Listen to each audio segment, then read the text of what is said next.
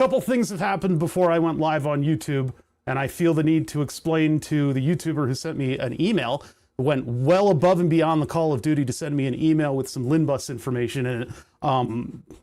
They found like the LDS type thing that gives us all the characterization of the devices on the bus, and they found the one for that switch, and there's possibly another code. It's that BMW information, that really good information that BMW nerds have that I can't seem to access. I don't know all the inner channels to get to it, but they had commented that comments were off on the YouTube videos, and I sort of went and I looked at one of my old YouTube videos, or sorry, one of the VODs from the VOD from last stream. Comments were turned off, and so I looked into it a little bit, and I couldn't find a setting for it, right?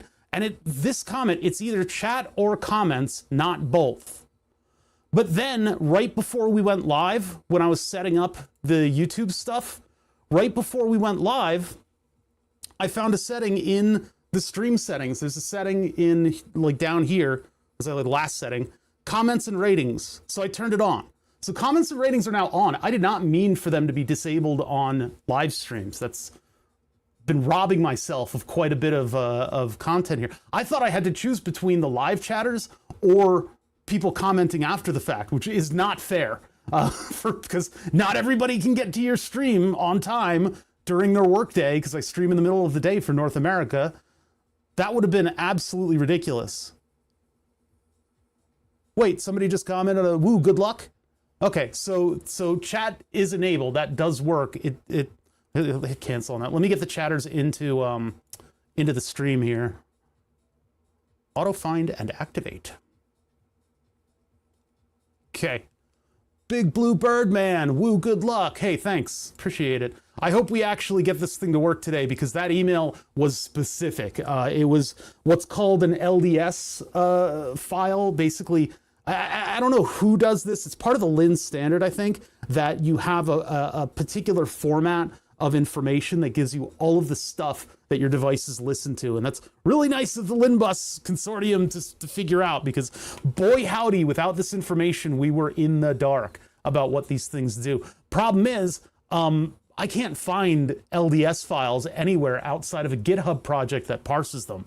So I don't know what the deal is, but either way, hopefully comments after the fact are sorted and live chat is sorted. We have both running.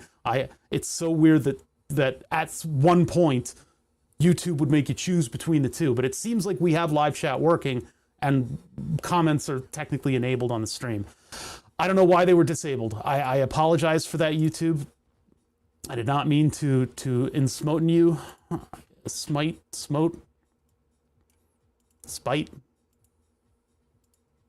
Spote. Oh yeah, I gotta get back to, oops, sorry. Gotta get back to that. Close this. Close this. I just did not know. Yeah, so on these live streams, on the VODs, comments are disabled. I don't know if I can turn them on the old ones. Oh, they're enabled now. Okay, here we go. Or is this right now? Nope, it's not. Okay. Okay, so they should be enabled now. I apologize. I did not know. Thank you, person who emailed me. I'm going to keep them anonymous because I don't know whether or not they feel that I should mention their name or not, but they have done it. They got me to re-enable stuff so the community can actually help me after the fact, because my Googling is just not adequate. Yeah, I would love to know how they got this information. Although they probably don't want to let me know. It's probably not something, it's because from what I've seen, getting like an LDS file for a particular like LIN bus branch is proprietary information. And they want, like, if people send it in for like a GitHub project, they want you to anonymize it, which is weird. I don't really think all that much personal data is in there. It's just proprietary data, and proprietary data is dumb. Like, it just deserves to be released. Like, come on. Both are equally important. Yeah, I can't put one over the other because it's a different thing, right? It's like people can't take time out of their busy schedule to watch your streams on time. That's the special of live streaming. That's the special sauce of live streaming. But, I would like people who can't make it to be able to experience these streams as well. So, and having them not be able to say anything is a little bit totalitarian for my taste. But different creators are under different circumstances, and so, you know, if you're like a big popular streamer, maybe you just can't pay attention to all that at once, so you turn off one of them. It makes sense that it exists, but it's weird that I didn't have control of it in one place, but then I found it. I don't know. It's all good now. How's everybody doing today? How we doing today? It's Friday. It's Friday. We're going to do some brute forcing because I don't have to think. I don't have to think. And we'll act on the information that I got from that email right away at the start. Right now, I've got music going. YouTube shouldn't be able to hear the music unless it's over my microphone. And then, yeah, I'll be able to get comments from the community after the stream. That's nice. Last time we opened up one of the button panels from the steering wheel and we found that there are indeed LEDs behind these things. They're a bit yellow, but there are LEDs. We also have gotten information via email that we might be able to turn on the backlighting of this thing. There's 2 frames, and they're 2-byte frames, two PID like addresses that we can ask, and there are two bytes for the frame. One of them is blanked out, and the other one is just 0 to FF. It's just the same thing that this thing puts out. So my assumptions that the output of this thing would just simply be passed on to a frame that gets sent out to control backlight is correct. And we can also do things with the backlight, like fade it in, fade it out, all that fun stuff. When I turn on the SimRig, I can have the backlights fade in, and we can also backlight these with a CAN bus message. That'll be cool. All right.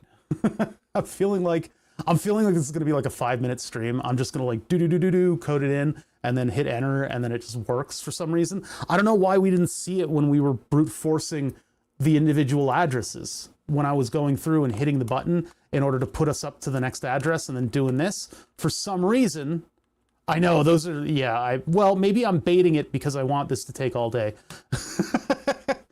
This is like the last part 2 of this button testing. I'm getting so sick of this thing, but part of being really good at reverse engineering is not giving up.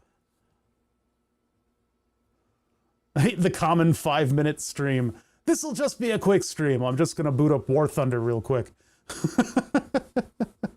Yeah, exactly. They're some of the most famous last words of the maker community is, this should be easy. It'll only take a second. But this should be easy. It'll only take a second. It'll be fine. It'll be fine. It's easy. So easy. Yeah, that email is clutch. I did not know that we were so close. And maybe that's we were baiting somebody to give us that information by being so close to the answer. Seems to be maybe what the strategy was, but I cannot believe that we didn't see it. I can't believe we didn't see it when we were going through addresses like that. I could probably find the clip where I go to that address, 1E or 1F. And we literally put in exactly what it's looking for. Isn't that crazy? And of course, I get the email. I could have spun this up earlier this morning in 5 minutes. I could have spun it up to do a test on those. But I'm holding on to the information and saving it for you guys. We're going to do this together. We're going to make it. We're going to do this together. You have to stay with me.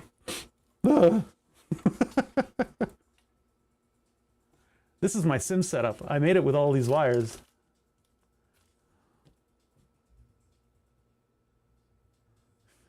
I'll just do this real quick. Shout out to the author. Is it top secret? They deserve some kudos. They deserve major kudos, but they didn't specify whether or not I could name them. And they were a little bit, this information for some reason, people are keeping very close to the chest. And I don't know where they got their information from. It could have been the mechanic software. It could have been that maybe they work in a shop. Maybe they just have access to a website that I didn't find in my Googling.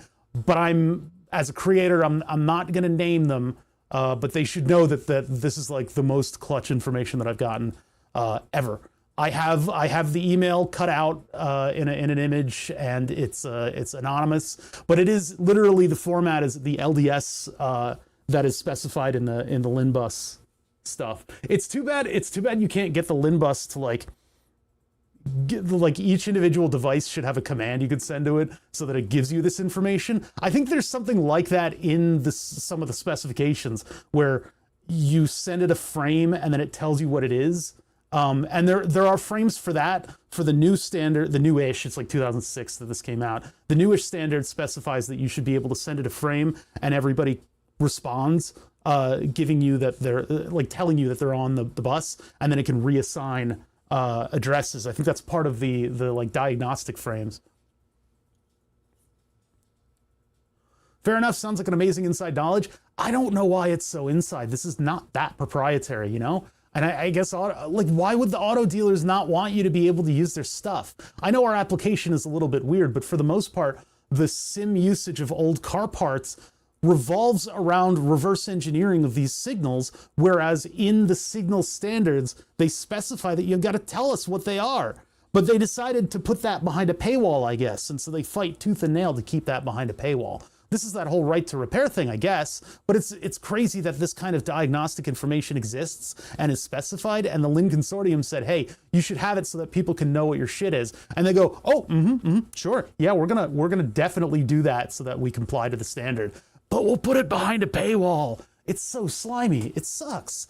But that means that in backhanded deals and backroom deals and smoky rooms, we can share privately this information under major duress, under the boot of fascist automakers.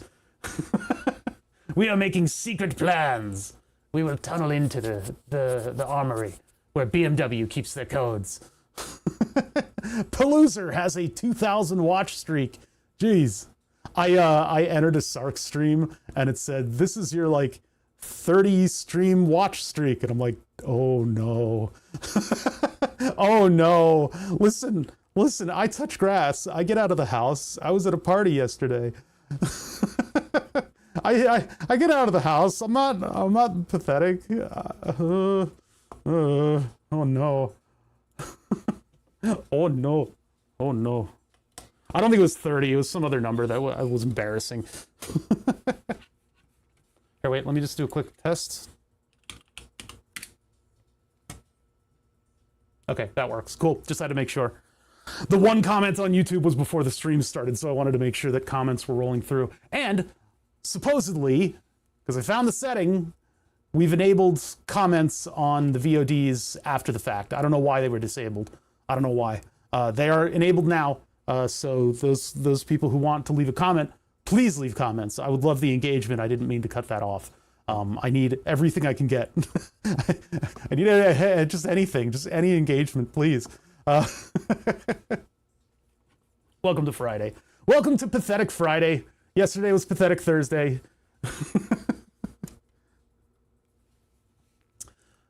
I have new secret information that'll get us closer to our goal. And we'll try that in just a minute. This has the potential to make stream completely useless for the next 3 hours by working immediately. Against all odds, because I believe that we already tested this. I wonder if I can find in the VODs where I tested this. So this never got a 1E frame. Yeah, there's no 1E in any of this. I wonder how periodic that frame has to be.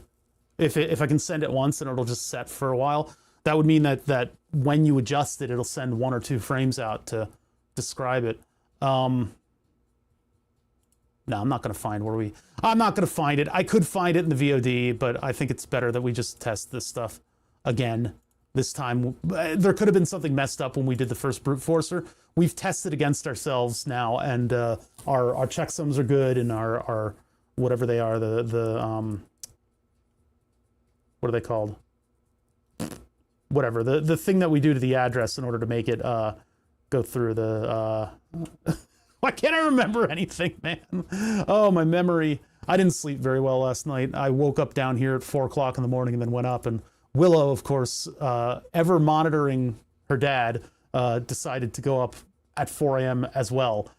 She was at the foot of the main stairway, not down here, because one time I went to bed and she was down here asleep, and so she got stuck until the morning, and she was whining at the door. It was very sad. I did not mean to do that. I was very mean to my little doggy. But now that that's happened, she no longer comes down here to like rest in the evenings. Because in the evenings, I'll be on my computer just like doing stuff, right? You know, paying taxes and being a good citizen, and not just vegging out in front of my computer. And she'll come down. She used to come downstairs and either sleep under the desk or just outside the shop door, upside down. She would just, you know, sleep right there, be totally content. But now she doesn't do that, and I'm kind of sad about that. I ruined it for my puppy. Now she'll only come downstairs if there's a clamor. Today, she came downstairs and was sleeping under the desk, and I had to betray her because I had to go live on Twitch and YouTube. I had to make my stream live, and as soon as I sit in this chair, she leaves. Much unlike Hassan's dog, she gets to leave, and so she immediately got up and left. I would have gotten her on camera, but it was the second I sat down. So I wasn't even able to put a title into Twitch before she left. That's just how she is. Now I'm starting a couple minutes late. I had to help pick things up and put them back down again. So I was a little bit late, so we're not going to get as many viewers for some reason. It's a busy Friday. All the content creators have come out of the woodwork now that tax season is over.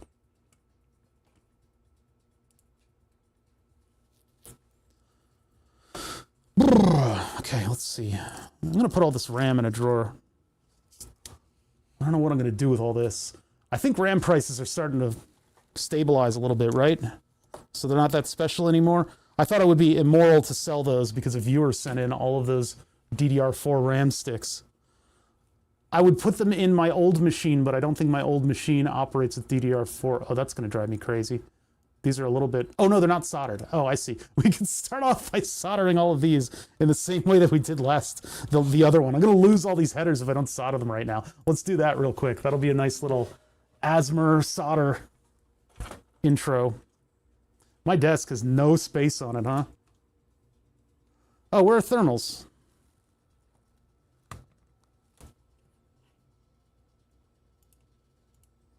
What the... Hello, thermal camera. Why I buy a thermal camera if I don't have thermals on the camera? I'm gonna unplug it and plug it back in. You get plugged, fool. Doink.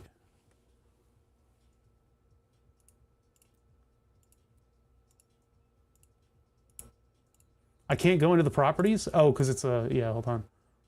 I need to go into the studio mode to handle this. Frame thermals. Boop. Doink. There we go. Oh, one thing that I wanted to do in OBS is I want to get some glitch filters so my face cam can have like video glitches and stuff. I need to get on that. I'll probably do that after stream then. Okay, so we're just soldering this. This is not that big of a deal. Not really a tutorial. Oh, those are all grounds? Oh, jeez. This is one of these STM32 dev boards. The STMs are so powerful. I don't know why you don't see them more. And I guess we do see them a lot. Basically, I'm just pressing it down on the desk in order to make sure that these solder in straight.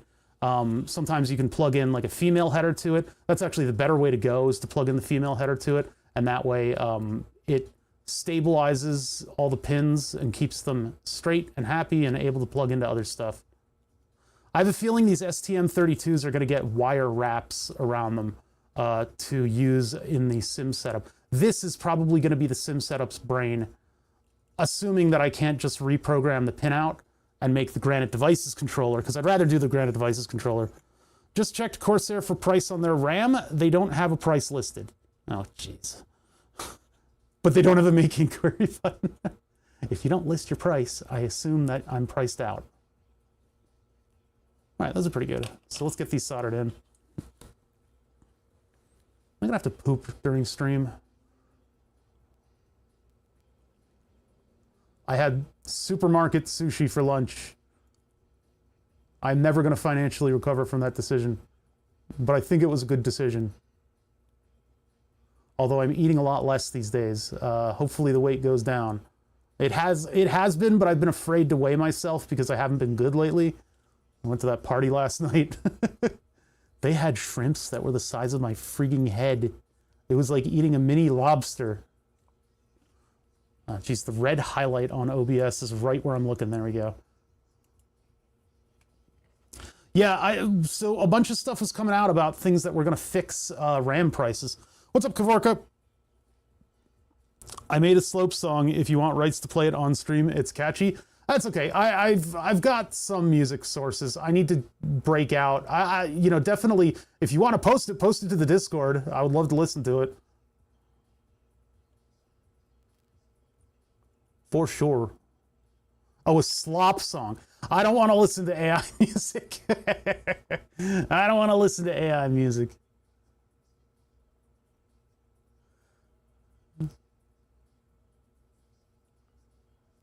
I like my artisanal music. Homegrown.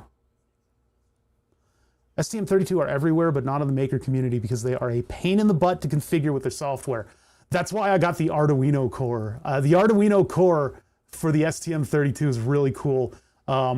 It really helps me use it. Yeah, the STMs, what is it? Mutable Instruments of the modular synthesizer community used STM tools, and they had a whole VST, a whole virtual computer that they used in order to program STM. And I thought that was pretty clever because then you have your sort of walled off environment where you can do all of your coding and programming, but then the code itself is like really quite confusing. I don't know, it feels like it needs like a platform IO in order to give you a good sense of what the organization is. It's microcontroller code can get a little bit weird, especially when you're supporting multi-cores. You have things that reference things that reference things that reference things, and then by the time you get to the thing that actually does the work, you can't recognize what the hell you're doing. Some of those coding shorthand and some of the way things are organized is just not compatible with the way that I think. Which is why I kind of like the dinky world of Arduino coding. Because we get to be direct, we get to do things that other microcontroller programmers would scoff at, that are just so dumb because they narratively make sense for how you're envisioning the microcontroller working. But yet they're like, ooh, you're wasting cycles, or your timers are doing this, and oh, this isn't utilized, and this and that and the other thing. It's like, geez. We've had some industry microcontroller people in this channel in the past, and every time they would cringe at my coding, and then they would jump in like, here, try this. And the code that I get from them is the most confusing thing I've ever seen. Oh, this relies on a very obscure bitmath operation. Or, oh, this is this way because it's the processor has a specific cycle command that it uses. And, oh, this is a thing where if you know pointers and references, and I'm just like, why would you do this? Are you trying to keep it secret? The whole point of the way that we code things here is that it is easy to understand. Easy to understand. You don't need a CS degree in order to figure out what's going on in my code.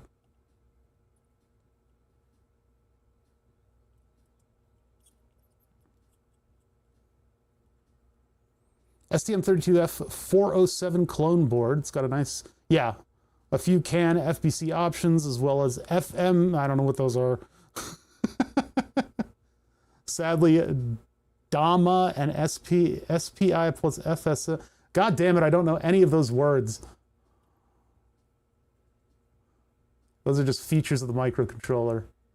All I'm looking to do is open force feedback controller. And so if I have to, I'll use this board. If not, well, if I have to, I'll use this board. Otherwise, I would like to use the Granite Devices controller, because that's got all the stuff in it. You know, it's got the resistor that I need. It's got the Granite motor controller board. I'll have to source a socket for that motor controller board, and it's like a PCIe socket. It's like a weird one.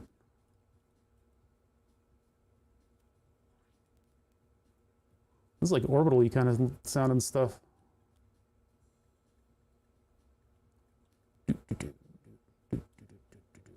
All right, that's one of the 10,000 pins soldered, one header of 10,000 pins. That is, you start to understand the logic behind using hot air to do jobs like this. Hot air and wavetable soldering.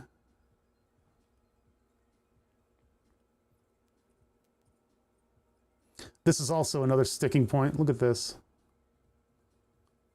That needs just a little bit more solder on it.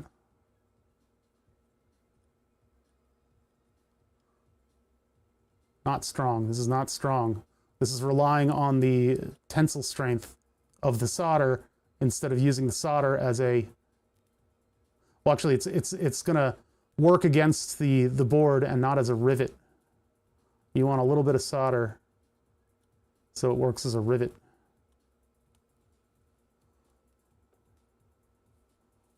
Send email with consent. Okay, thanks. I'll check it out when I can.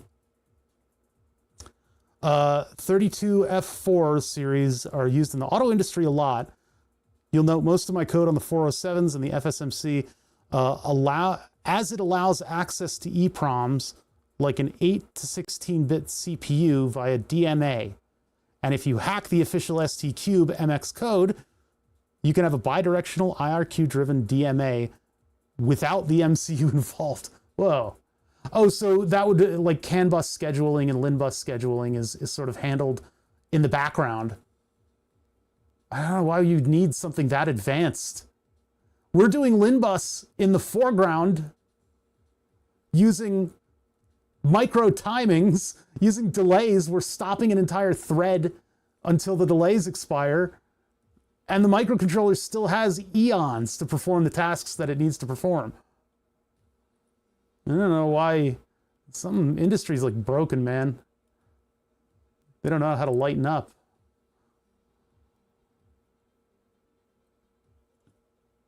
I have a million pins to solder, guys. That's welcome to my pin soldering stream. My hand falling asleep and getting pins and needles. Pins and needles.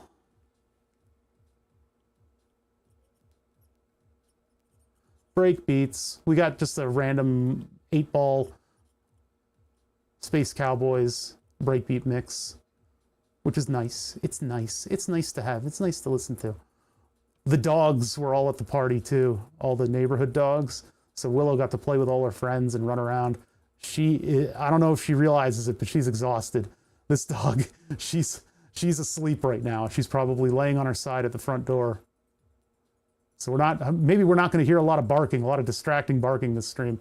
Stream will start once I'm done soldering these pins. But bother, if stream is starting, how are you streaming? And to that I say yes. Thank you. What's up, Gonad? So I got an email yesterday, last night. I got an email, probably while I was asleep at my desk, with the LDS information, LIN designation system. I don't know what that is. LDS is part of the LIN specification, but it's things are formatted in a particular way to describe all of the devices on a LIN bus branch and give all the information about it. And they sent me this information, this YouTube viewer, who will remain unnamed because I do not know whether or not they wish to be named, but it was a completely and utterly clutch thing to get in the mail. It was the LDS information, not necessarily from the right branch, but it was of the backlighting information signal. So we're going to try that out at the beginning of stream here. You can do LIN bus, CAN bus, etc. in the background, and just access the structure when you need them. Well, it feels like DMA, etc. is extra, so you have to do so much CPU left. It pays to be typed with. It pays me as type with instructions. Well, it's good to have those aside the microcontroller because those can then drive interrupts instead of getting in the way of any other tasking that your microcontroller has, which in the case of the automotive industry would enable them to use a much less featureful and cheap microcontroller, as it would have plenty to do with the speed that it has to do it in. But we're talking about STM32s. These things are doing these things can do your homework. They have like an eternity, and yet they get this huge comprehensive engine to offload all of that timing in order to do the outward communication. It's crazy to me. You know, we could do this with an ATtiny85. Well, actually, the ATtiny85 is surprisingly powerful, but it wouldn't really be able to keep up with both CAN bus and LIN bus at the same time. Our LIN bus devices, our remote LIN bus devices that we made, use ATtiny85. And that's an old, super obsolete, not very fast, pin-restricted microcontroller. They're kind of expensive now, too. I love them because of the restriction, but they're, you know, they're not that great. Yet, the insistence of using one of these sumbitches on something as you know, dinky as the LIN buses, that's just crazy to me. That's crazy to me. Ow, this thing is still like burning my hand. I soldered those pretty quickly. That was a completely indulgent pin header soldering at the beginning of stream. We're not gonna have much solder stuff that we need to do. This is my backup in case OpenFFB, Open Force Feedback Project, can't be loaded onto the Granite Devices controller. I have a whole Granite Devices controller. Remember, we finished the steering wheel project. That thing was done. It worked-ish. All right, I'm gonna get the music out of here. We're gonna start stream because I'm champing at the bit. Remember, it's not chomping at the bit. Don't let dumb creators dictate what language should be. I've heard a lot of other streamers getting their colloquialisms wrong, and I cannot allow that to pass. Right, let's get started soon out of here. Bonk. Okay, hi. How's it going, everybody? I'm going to explain myself again just in case people are looking for start soon to go away for when they start watching the video. I woke up this morning, went downstairs to check my emails, and I got an email at the work verb design address addressing two things. One, comments are turned off on the YouTube VODs. I have turned them on.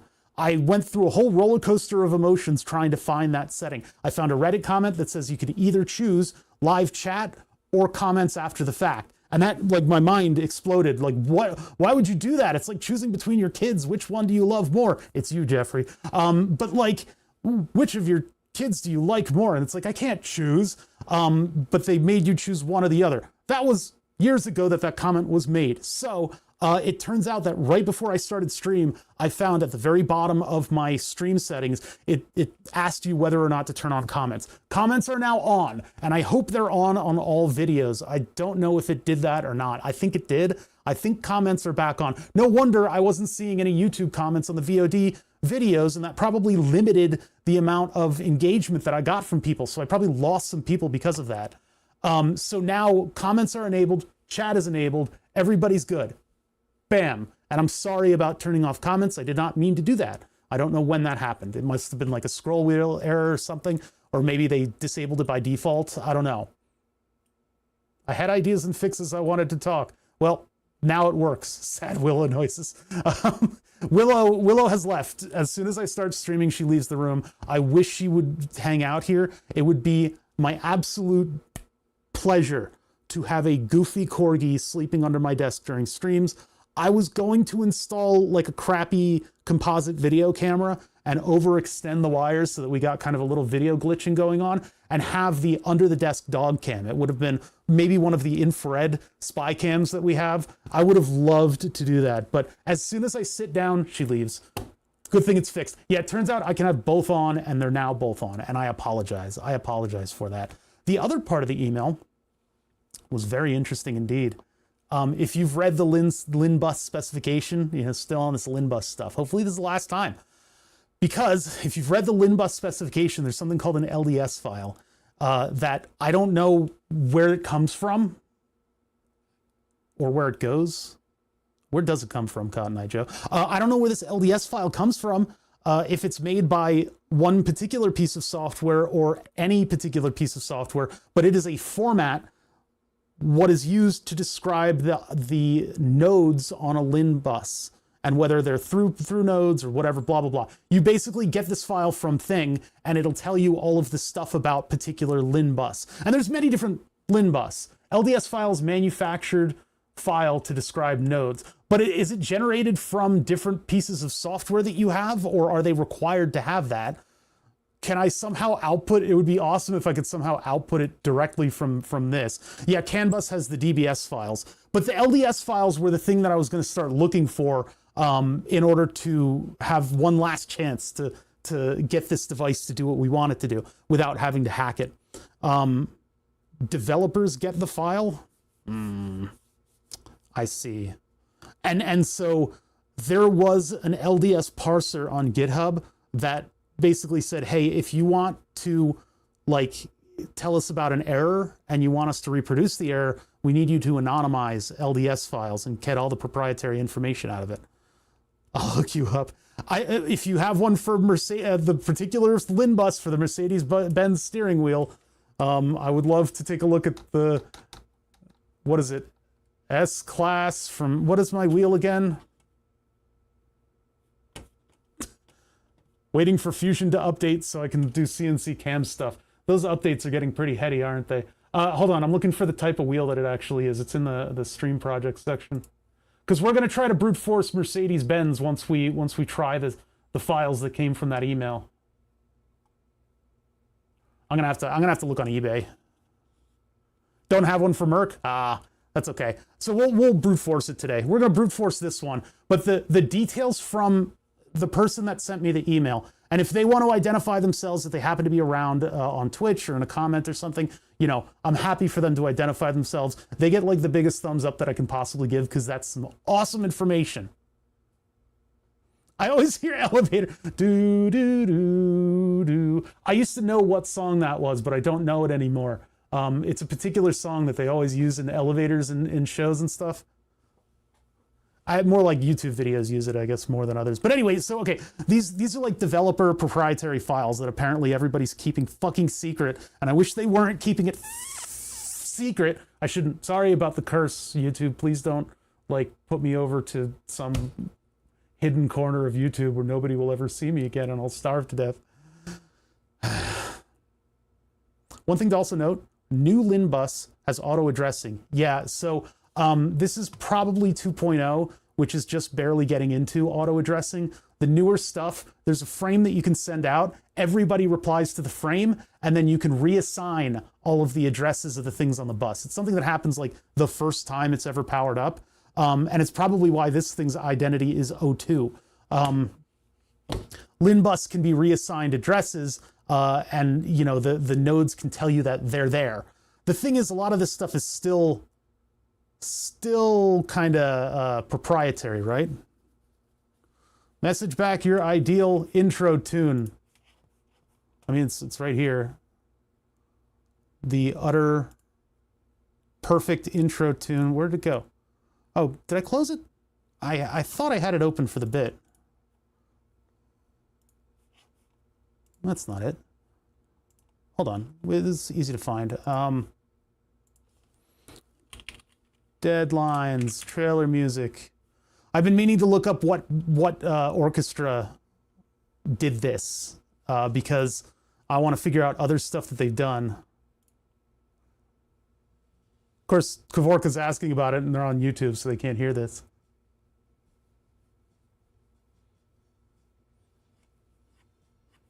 So yeah, I got that email and now we actually have something that we can try. We're going to try it, and then we're going to try to brute force the steering wheel. Baffling though is that we tried the signal that this actually looks like. We tried it. When I was going through individual addresses by hitting the button and doing this, we should have stumbled on it. There may have been something else wrong with the code at that point. Only Twitch can hear the music and it's probably pretty disruptive, but I love it. I should make it like 500% volume. It's actually less than half of my volume, so it's probably hard to hear. Headphone users will be able to get the full brunt. Okay, I'm gonna stop that. Anyway, so here's the deal. Oh, what's that? Single zone A3 defroster, recruiter heat blend, dual zone AC defroster. I found the thread where that's from. Line code for a 2020 Merc AC.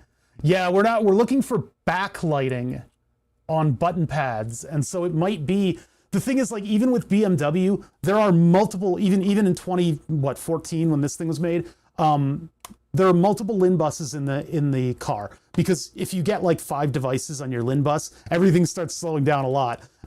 We discovered that with the pedals. I had, what is it?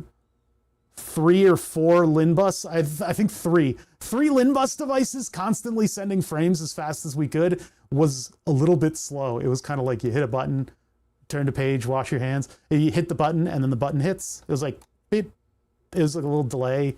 So LIN buses are fairly limited, and for like periodic things that are slow. And human meat is slow. You know, meat finger, press button. That's like an eternity for a microcontroller, especially an STM32. Who said it? That's probably not ideal for a pedal sensor. We got it. It worked. You know, we got it to work. 3 LIN buses in this economy. They were big frames too, because we had to put a bunch of analog sensors on it. I am not going to use LIN bus for the pedals. We're going to make them into a CAN bus device, because that'll be, you know, super fast. It'll basically be all of these devices will be in CAN, blurting out CAN onto one bus, and then we'll have a Raspberry Pi listening to those, putting it into Node-RED. Node-RED will make new CAN packets and output those on the bus that'll influence a bunch of HID devices, so that I can roll in all of my Node-RED stuff from the, the Mosquito server, and then also Twitch interactions come with that, and then also, you know, control of, like, if I turn on my high beams, I could have it turn off the shop lights. So that'll be kind of cool. And then I can also reconfigure it on the fly. But so the email that was sent to me had this information, and I'll just bring that over here. This is in the format of an LDS file. This is in the format of an LDS file. You have to have LIN ID, a description of the data bytes in a particular, you know, thing, and then a description of the checksum. And it's sort of like an XML file. There's just certain pieces of information. Yeah, I was looking around for the Mercedes LIN bus commands and stuff, and I was only able to find that one thread that had seat control information, as well as the AC stuff that was posted up there. And they didn't have anything to do with backlighting, which sucks, because I know those clusters of controls, they have to be backlit because it's a Mercedes, for F's sake. So I don't know, the information just isn't out there. But this is exactly the kind of thing that we were looking for. BMW F Series interior models, the backlight illumination is carried on a LIN frame that mirrors the old Cleme 58 terminal 58 signal. Signal the dashboard dimmer circuit. Okay. And we found pretty much that, but we tested something that looked just like this. We were doing 0x1e. 1e was in the, you know, the, whatever it is, all of the signals that we're testing. You know, we went through every single address, and I put a little byte frame in there. So the next one is 00. I may have had it at FF. Maybe that was our problem. So it's the brightness level from 0s off to 64, and then usually 00. So in our code, all I really need to do is do 1E. Now, there was a note below that said that in some of the LIN bus systems, the backlighting signal is actually 1F, but this one might be 1E. So we'll try 1E first. Actually, what I could do is, instead of, well, no, because we've already, yeah, I can't change the address in here. I could have it build the frame in here. ADDI is equal to parameterize of the transmitter ADDI. I could probably have it if something, and then down here I would make the address. Well, actually, yeah, I can override that, can I? So I can actually have, we'll just override my other setting. So if it's in the first position, we're parameterizing 0x1e. And then in this section, we're doing 1F. And then we are going to be a 2-frame. And this we're just ignoring, but I'll take it out just in case it throws a compiler error. And this is 3. No, 0, backlight of 2. 0, 1, 2, because it's 3 frames. 2 frames and a checksum. And then we do headlight, and then 0. This one, we do headlight, get rid of the comments. These are confusing.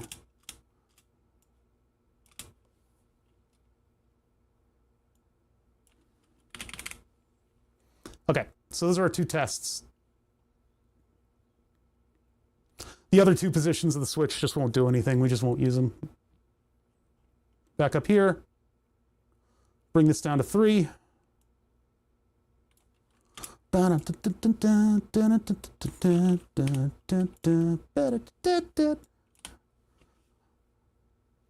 Okay, we're good to go. All right, let's see. This should work. But we're looking for the backlight, not the interior illumination.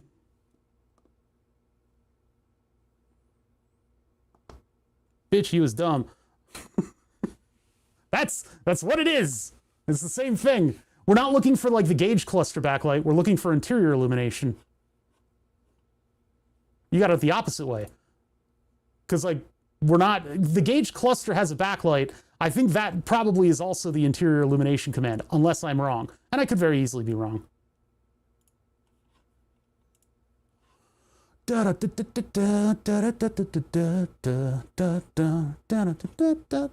Man, such a catchy tune from the mid-'80s. Yeah, so it's interior modules. The backlight illumination is carried on a LIN frame. LIN ID is 1E or 1F. Brightness level is data byte 0, data byte 1 is 0. And the checksum is the enhanced, which means it takes the whole thing, and we already have that coded in.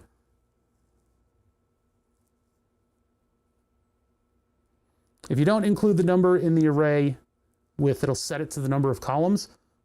I thought I got yelled at for not doing that. I thought I got yelled at for that with the compiler. Let's see. It would be fewer things that I need to like mess with. We'll try it. Okay, so let me power up my test setup here. 12 volts on. USB plugged. Hit both buttons. Oh, oscilloscope on. Just because it's nice to have all the blinking lights going at once. So I pressed the power button on my oscilloscope. And now with the rip-roaring speed of Rygal, this thing is going to snap into action. It's going to come to life before our very eyes. It's very quickly it'll do it. It'll do it. It'll do it. I still need to make the adapter for the logic thing. We haven't had a need for like a big extensive logic probe, but when we do, I can't just plug directly into that header there. I need to have LVDS chips. No, like I mean it's you know, it's very quick to, it's the boot it's very quick. It made a clicking noise. There we go. Jeez. This fucking thing. All right. So I can now put the scope up on the screen. Where did that go? Frame chat, frame blood glucose. Oh no. Glucose is going up after lunch. Scope. Oh, it thinks it's up. Huh?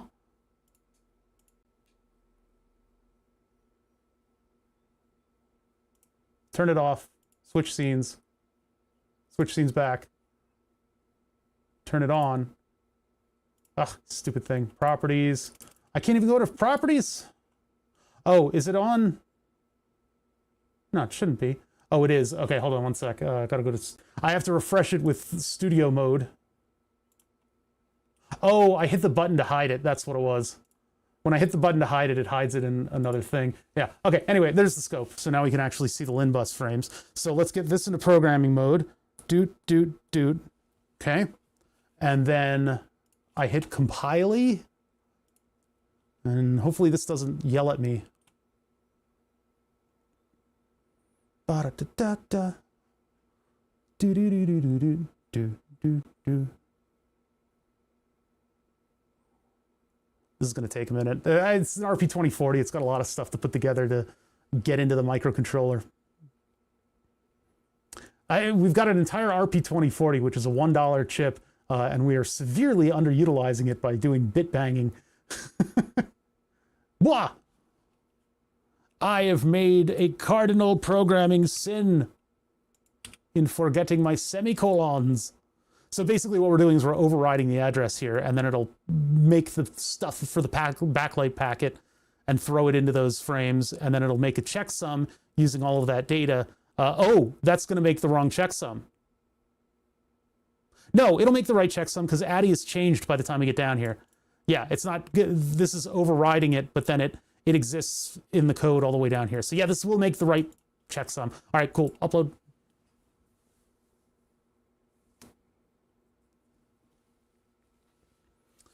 Please get rid of the error down there. I'm embarrassed. Okay, there we go. Oh, if this works. Hey, what's that? Almost an engineer. Have you become an engineer yet? It's been like years. It's been many years. There were some problems on the path to becoming an engineer, right? You're still an engineer in our hearts. Plus, everybody's calling themselves engineers. So whatever you're doing right now for a job, you could be an unemployment engineer. You just put it behind your title. Okay, we got code. We need to open up serial, and then it's going to start streaming. Boom. So now we're sending 1E, 3E, FF, 9E. Wait, that's not enough things. No, we're sending it to 1E, and we're sending it 03. So that's going to be very dim. And if I ramp it up, nothing. Nothing. Wait, why are we... Hold on, am I sending it? Oh, I see. I'm in the wrong... There we go. Now we're sending the right frame.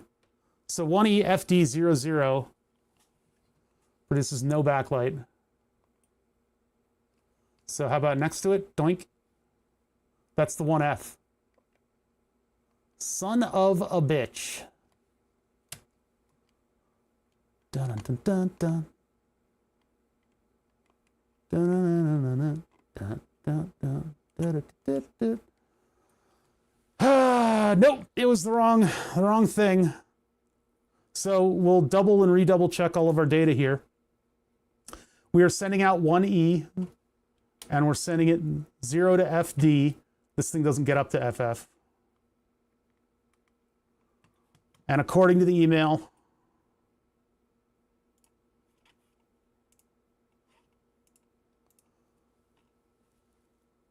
(1E) interior illumination, 0 is off, FF is max, byte 1 is 0, checksum is enhanced.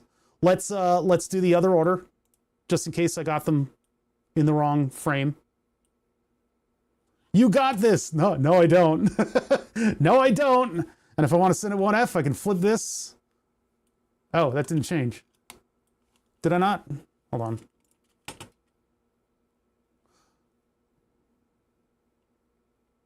What? 1E, 1F.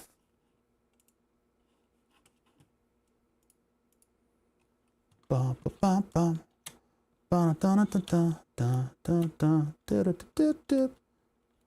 Oh, did this one get it wrong? Wait, no.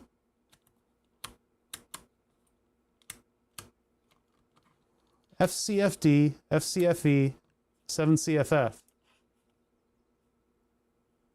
FCFD, FCFE, 7CFF. Okay, so we're still good on that. But why isn't 1F going in?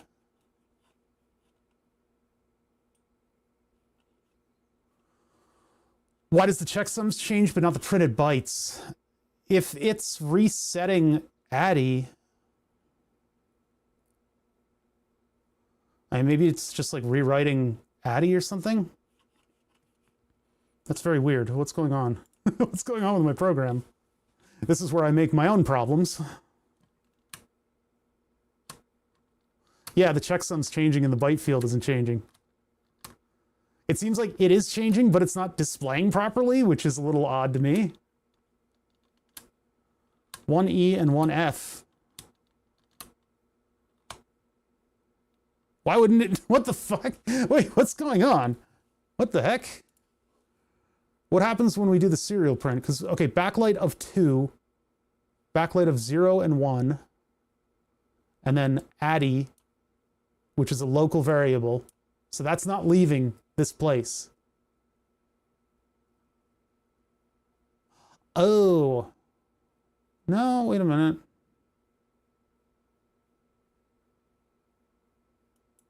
Yeah, so if Addy doesn't leave this place, then it doesn't set properly everywhere. So the change in address is not going through. It's just printing this variable. It's printing the global TX Addy, which is this one. Why did you jump? Why did you jump like that? So this is the one, this is what it's printing. That's not actually what the address is.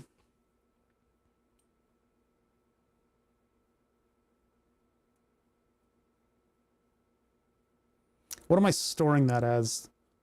TX Addy. So I can just set that. Actually, yeah, I'll just set it equal to the same thing. It's sloppy, but I'm doing it this way just because this is a test program.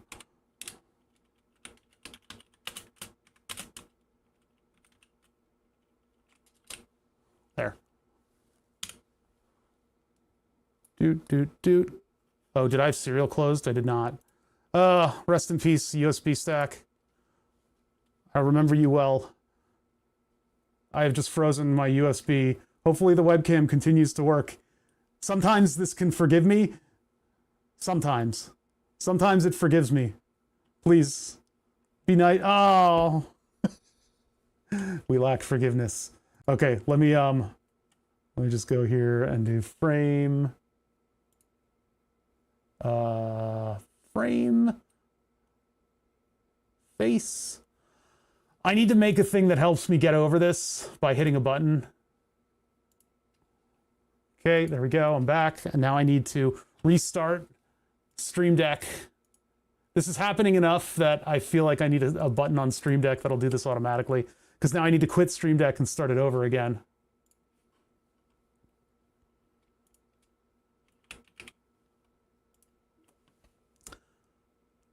Maybe make packet should return the packet rather than void. Maybe, I don't know.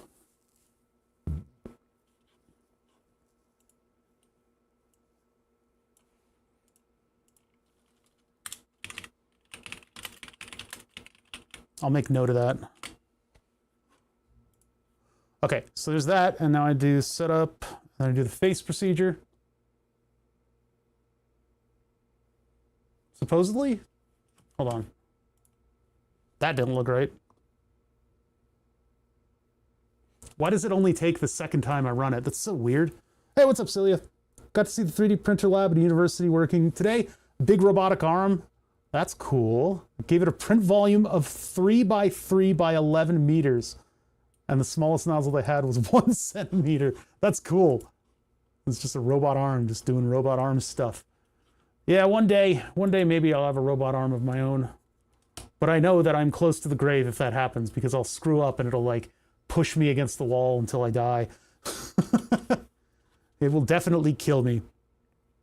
Okay, anyway, so my variables are all sorted. I've got the serial port closed so I won't freeze out serial and make my webcam stupid. So I'm going to hit both buttons again, lift one, then the other, and we're in program mode. Relatively easy to use. It's just I've got so much stuff going on with USB right now that it overwhelms it. Maybe one day, if I make big boy dollars doing this streaming thing, I can get real cameras that will record what I'm doing. But actually, the Logitechs are pretty nice because right now, in spite of the troubles that I'm having, you know, USB-wise, the webcam is pretty small compared to, like, I can still see the monitors and look all right. If I had like a real camera there, or even a miniature camera, it would still take up a lot of space. So having Logitechs are actually kind of nice. Maybe if I feel like being a big boy, I can get one of my rack enclosures from the back and put another computer in the stack over here. So I will have the work computer, then the stream OBS computer stacked, and then I'll have the file server too. Maybe I could just put all of my computers in the rack. I could put the gaming computer in there too. It'll just be this big old rack of computers. That's kind of what it is right now. Big old rack of computers and backup power. It does need a day of love, but if I give it a day of love, that means that you guys don't get a stream for a little bit. That's gonna take me like weeks to sort of piece back together and probably cost a couple hundred. All right, so let's give this thing a try. All I need to do is open up the serial port, and I think we're gonna get the same exact results from before. Bonk. Okay, and then actually, so you guys can see the serial readout. 1E, 1F. See, now it actually overwrites the variable that's being printed. But if we go up to FD, sorry, 1E, 1F, that should be lighting up like a Christmas tree, and it's not. What? All right, I said what? All right, so let's reverse the packet order. Even though it did say frame 0 and frame 1, let's just try it in the other way. Doot. Upload. What do you mean instrumental or no? It is just an instrumental. The example song. I really don't need AI music. I'll listen to it, but just like a cross between a 3D printer and an injection mold extruder, yeah. Yeah, no words. All right, road to Flash. Let's open this up. Donk. All right, so now we're in the other frame, and nothing. Oops.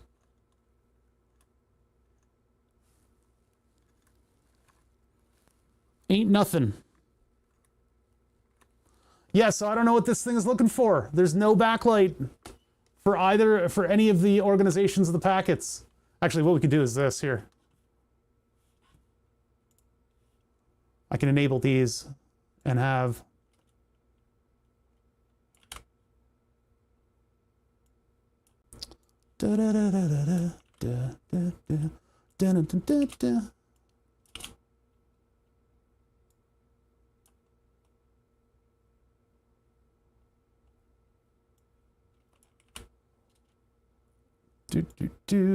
and then yeah, that's correct, but now these are this way.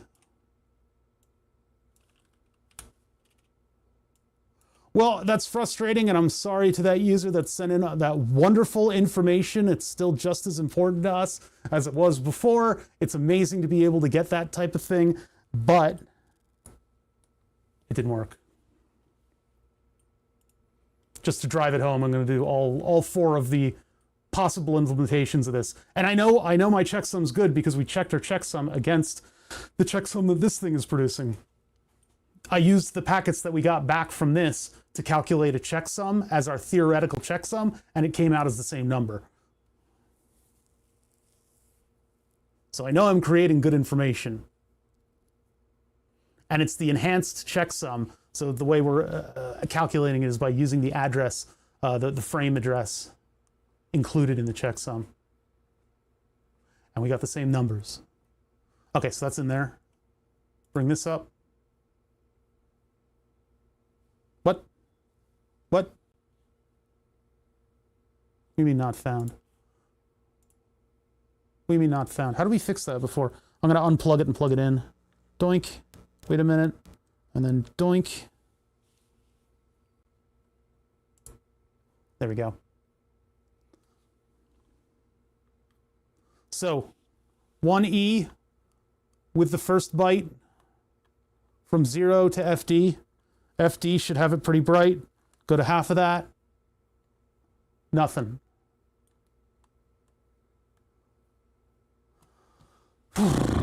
And then 1F, just in case. All the way up, all the way down. What if we got the order wrong?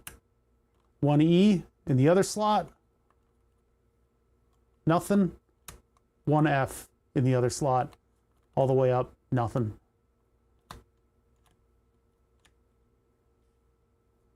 That is frustrating. I'm frustrated.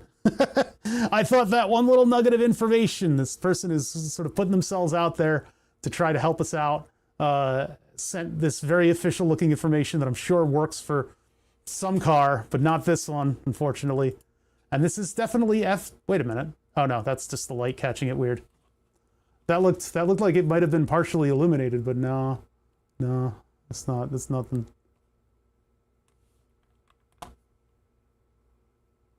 Ain't nothing.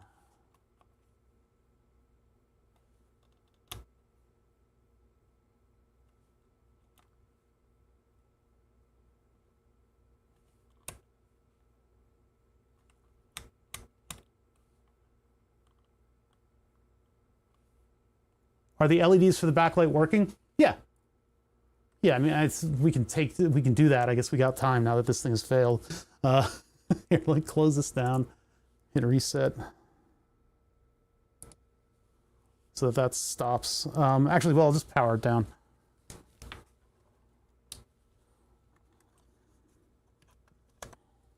All right, now this is a bit of a trick to get open. It's not hard to get open. It's just you need to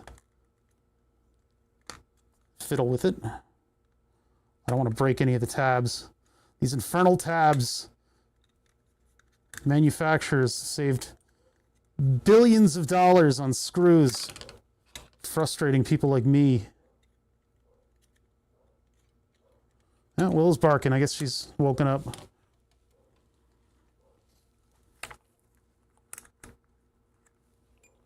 Diode mode.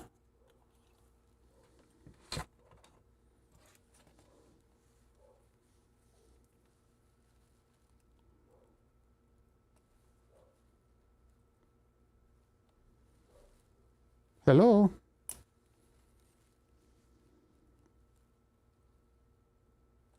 Why are you lighting up?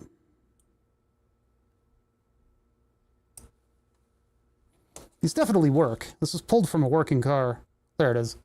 So there's the red-orange light. So it ain't the diodes. I'm gonna say that one too. Same thing.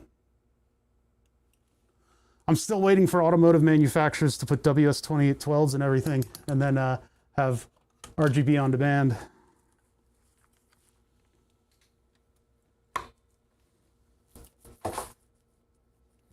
They should have to write down all the information on the circuit board. Just say, this responds to these frames.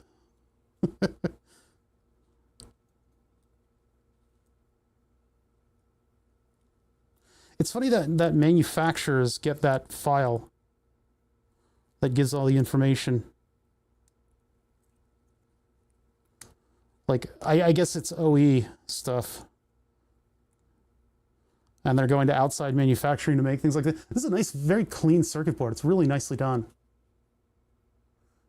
You know, somebody will on the ride. I've seen Mercedes that do that. They got RGB everywhere on like the windowsill lighting and stuff. Like, it's a very nicely produced circuit board. It's very, very neat and organized. There's, you know, plenty of room for stuff. It's got their little 16-bit micro using an internal clock. It's got a big LIN bus chip with all the right protections on it.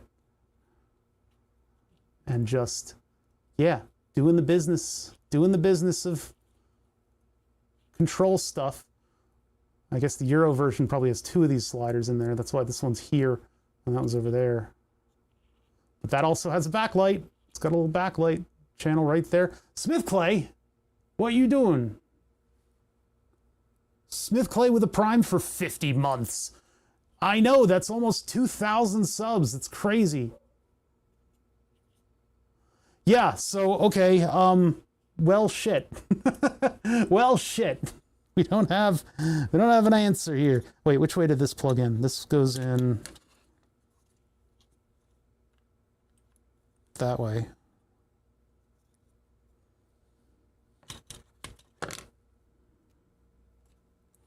Just so we can be totally sure that these LEDs aren't doing anything. If oh wait, no, because I can't do the switch. Never mind. I can't activate the switch if I don't have the prongs. The prongs. Okay, so let's put this thing back together. It has LEDs. The LEDs work. The LEDs were not 1E. If the frame looks like that, though, I could easily make this go through a whole bunch of the addresses.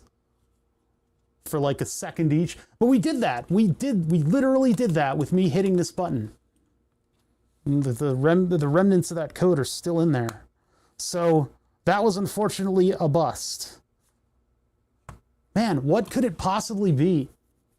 You know?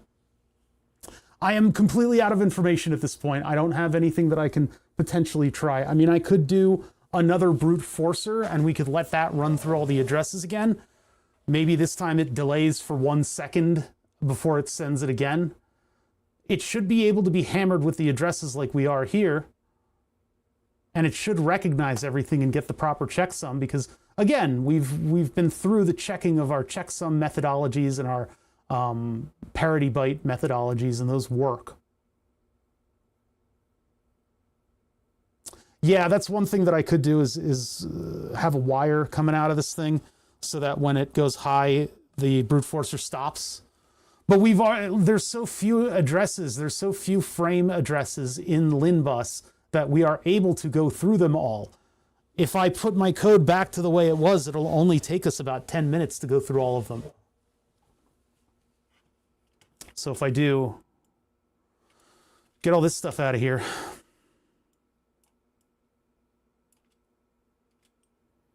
we'll keep these just not doing anything. And then come over to this section.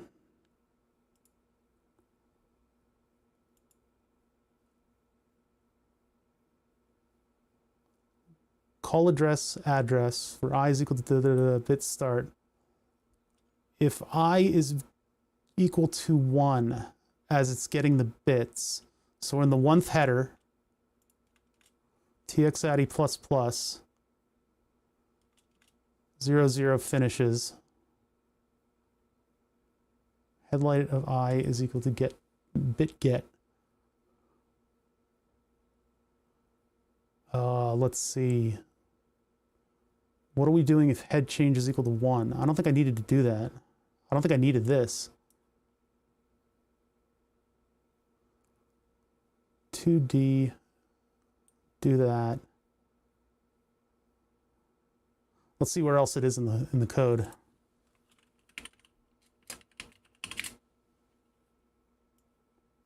We set it up here. Set it there when something changes. And then we don't do anything with it.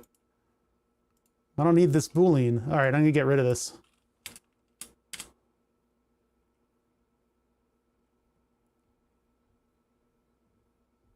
Oh boy, where did it go? Where'd it go?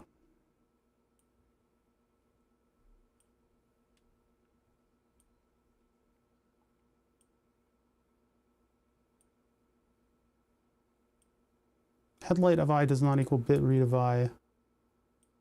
It's possible that I can iterate through multiple addresses, which is why I had that in there as sort of like a toggle, but I'm not resetting it anywhere. So I guess if I hold it down, we might go through too many, but let's just see if it's clunky enough. It might be fine. Send the package with all the addresses. The backlight should be on after all of them. If not, the package format is wrong. If it turns on, you can do a binary search on the possible addresses. I guess that's one way to do it. Yeah, if I just set all of them over and over again to 100% backlight. I don't know if it's going to be like the CAN bus address where it just turns off if it doesn't get a follow-up. Because like on the what do you call it? On the CAN bus one, we were able to send it a single CAN bus frame or whatever. We send it a CAN bus packet, and that CAN bus packet tells it to turn on the backlight. And if it gets it, it blips so fast that we didn't even see the backlight. It needs to be sent every 30 milliseconds in order for it to go in. So I want to do it this way, just that way we can have nice, slow human control. Nice beef brain human control.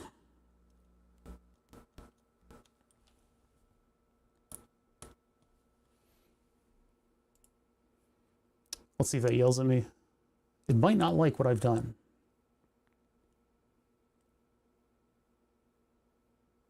This is painful, painful. Compiling, time, waiting, thing, do, microcontroller. Although if I just have it go over and over and over again, sending all that stuff, we could just take a look to see if the lights blip on at all. But all right, let's get started. Donk. What? Ugh, COM3 error again. Why does that keep happening?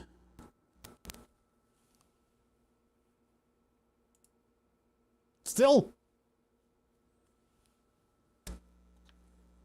Give it a second.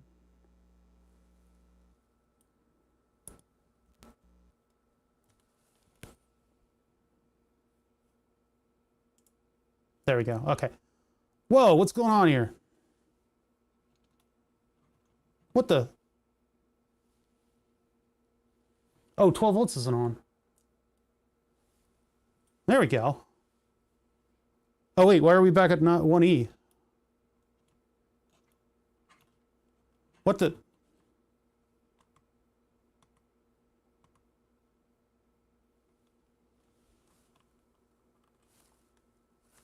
Why did it start at 1E? When did I?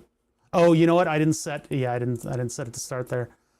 We need to start at 0, 0. Doot doot. Okay. Now we can upload it. So close the serial port. Close the port. Close the port.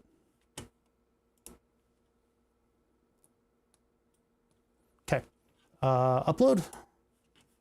And we'll go back to this. And then we'll start at 0, 0, and we're just going to go through the addresses and inject. We did this before. I'm going to do it again, just because, according to this very official-looking data on the F10, it should work, right? It should work, but it's not.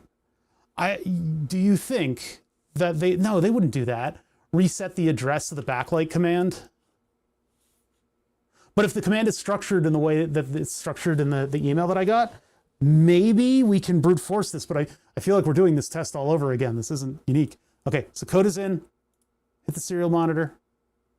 We're starting out 0, 0. I've got this set up to FD. Here, let's actually put that window in there. Plus window capture, window. Where is that? Window capture. This would be the ARD. Select a window, COM3. Okay, so.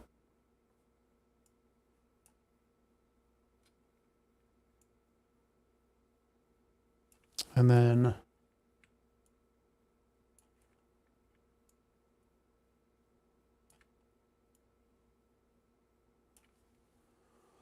Okay, so here we are. There's our scroll wheel. We've got address 0, 0 is being sent. There is no backlight. A 1. No backlight. If I want, I could send. Oh wait, that's not going to do anything. I probably should have programmed this so that I could do this slot instead of that slot. I have done that before, but all right, let's just go through them. 2. 2 is of course going to collide with this one. I don't know why it's not colliding. 3 would be the logical location for talking to this device, because usually the TX and the RX are one address apart. But again, we're sending it, hey, turn the full backlight on, and it's not listening. 4 would be a possible outlier. Now remember, this should light up red. It should be a deep reddish orange. 5, nope. My code is clunky enough that if I hit the button quickly, it only goes up one address. Nope. Nope. Nope. Nope.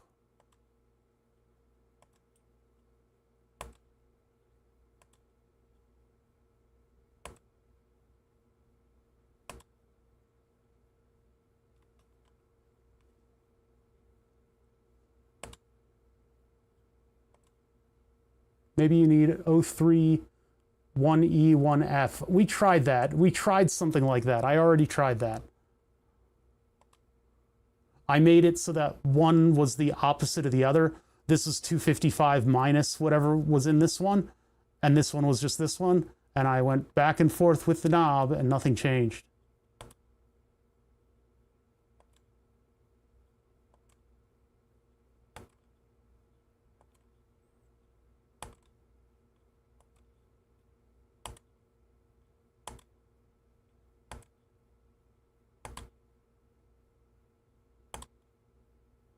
This is the one that should control it.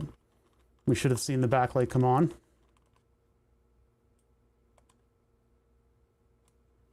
This is the other one that might have controlled it. The backlight should just come on.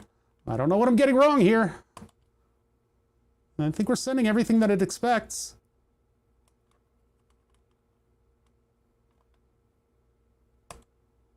So let's keep going. 4 to 5 to 6 to 7 to 8 to 9, A, B, C. Here we are again, doing this again. 2.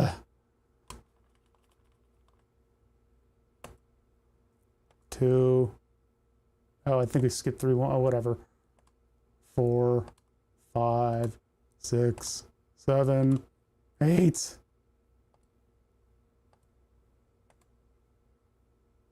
And we got to 3C.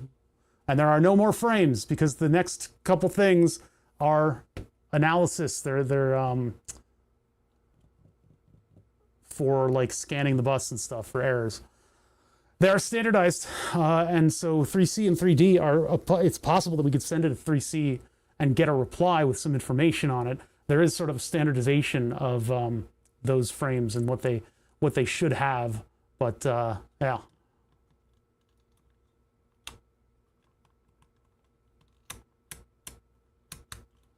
Every time you set this to a different thing, it asks for a wake-up call. They saw it very briefly. There was a little spike down there.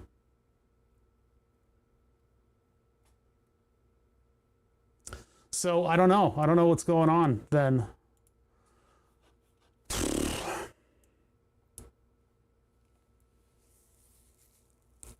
Well, that's disappointing.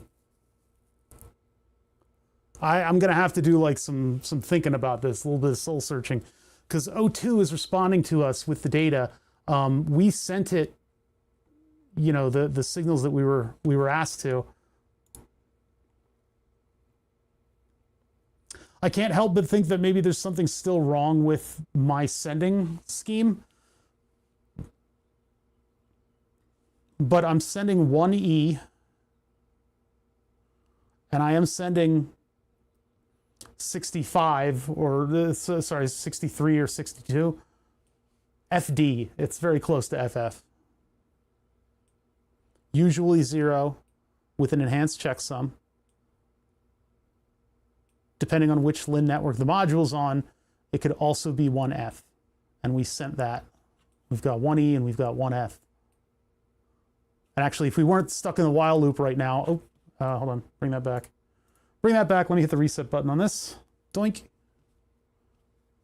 Oh, that's gonna... Dang it. Reset button. There. Okay, so we're running, and if I go to this one, there's our 1E. Oh, but I've got it in the wrong slot. Hold on, let's switch. Let's make that actually work so that I can show it again.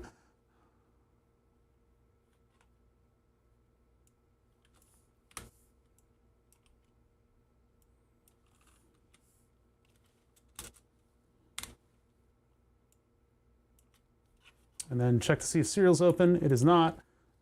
Hit both buttons, let go of the one, let go of the other. Give it a second, upload.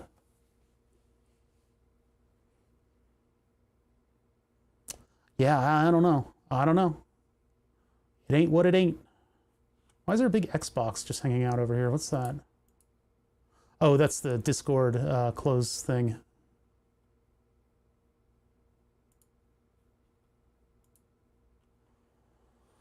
Well, that's annoying. Man, I had no reason to believe that that was not completely correct.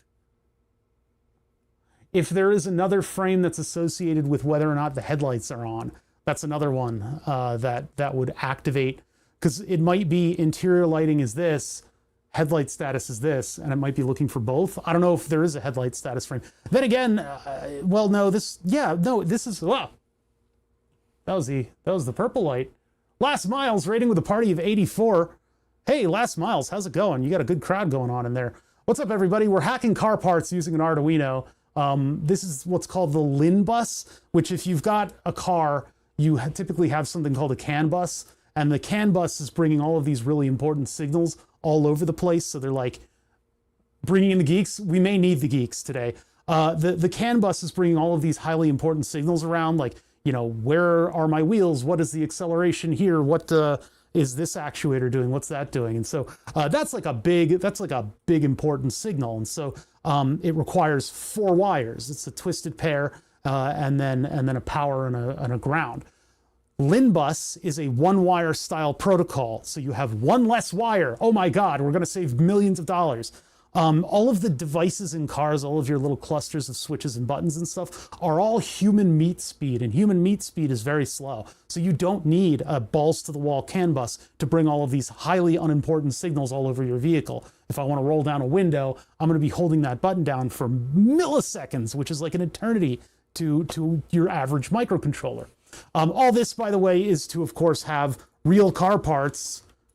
What is that? Get out of the way. What are you doing?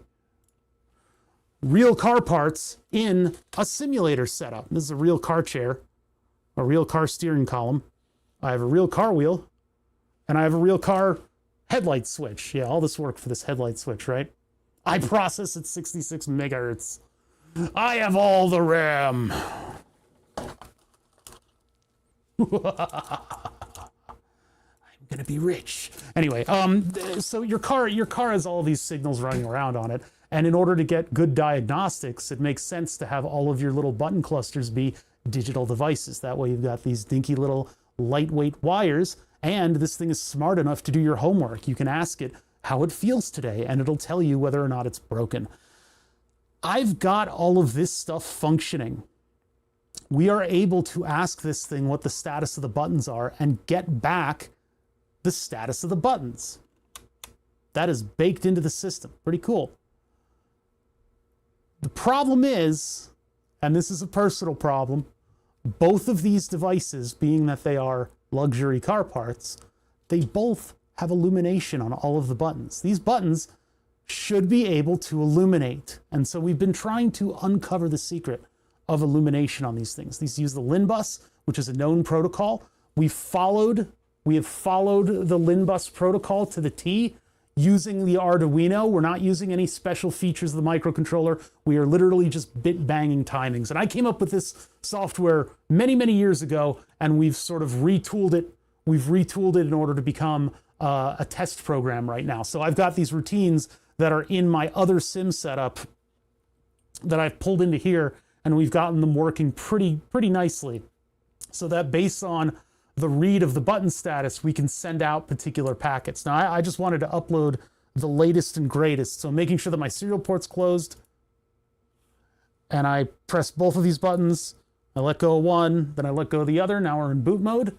If I get this wrong, my face cam freezes because my whole USB stack has to restart.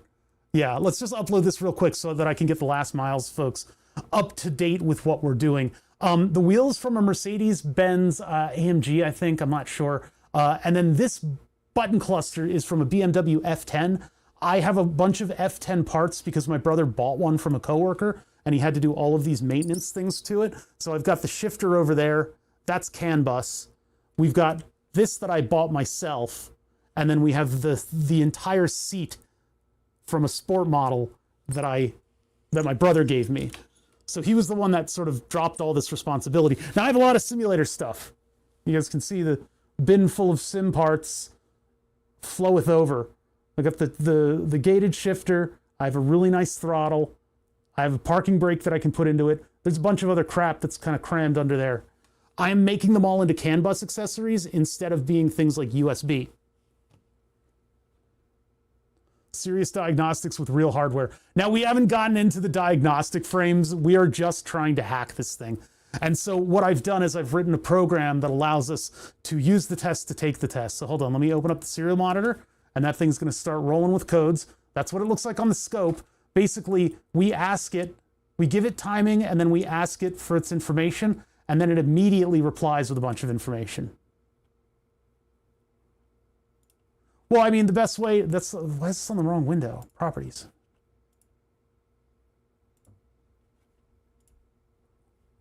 Okay, OBS, what are you doing?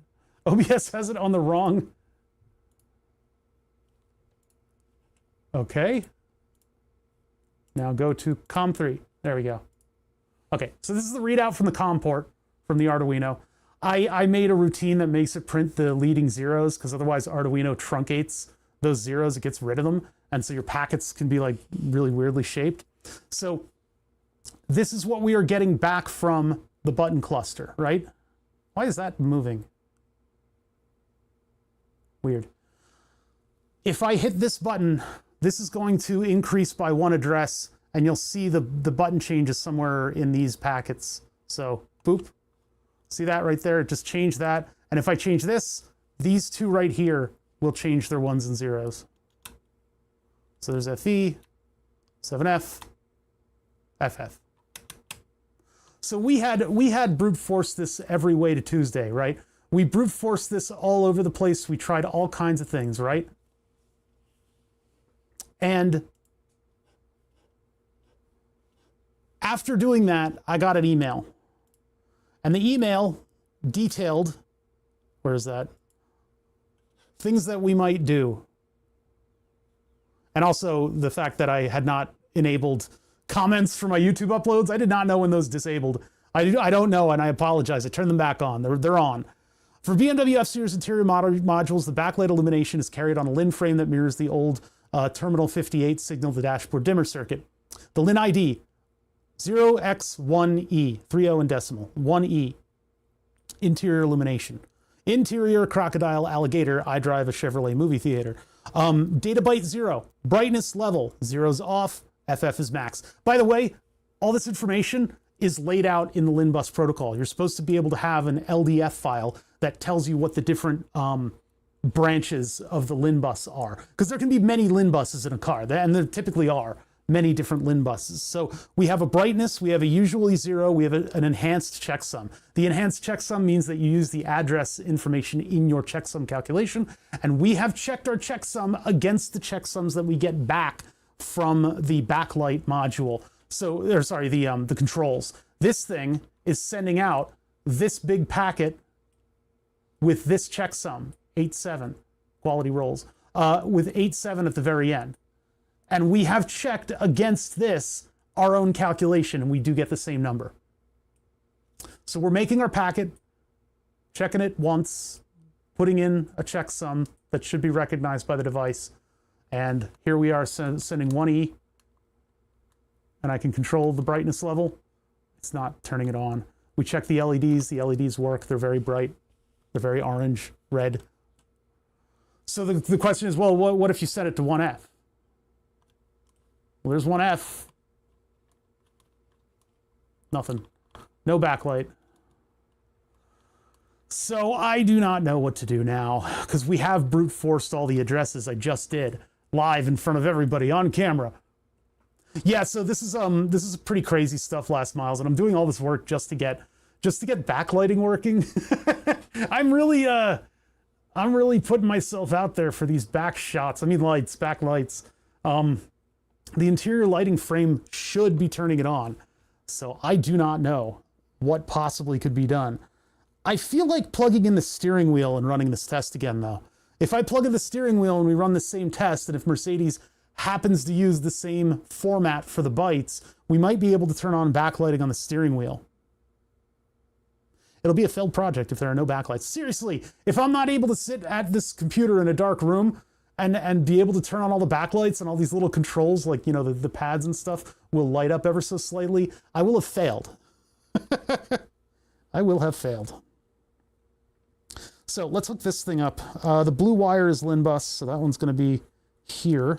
And that one goes to the output of this thing. Now, let me get this on this. This is proper lab work. Why does this work? And this bit Statues, does that? Yeah, it's this is very fun for me. This is like the third or fourth stream that we've done this in a row.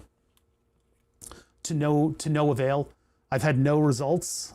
So I am gonna have to move on from this, but this is sort of the last hurrah. LIN bus on the red wire. Red wire to yeah. What is that yellow wire? Oh, that's our probe. So LIN bus here. And then we got power on the red wire. Power. And then ground on the white wire.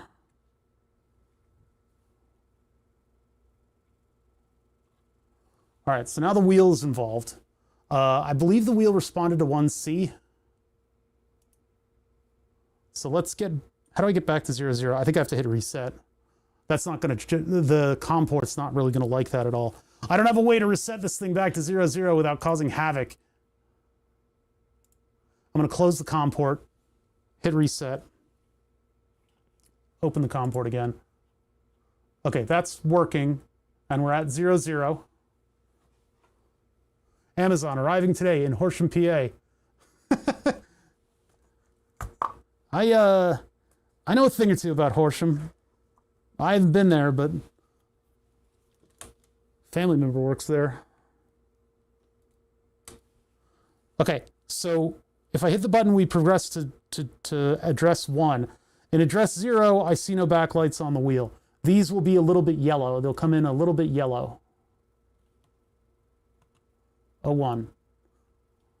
No, no, no, no. 02. Now this one was 1C, I believe. 3. Okay, 4. This is how we did it.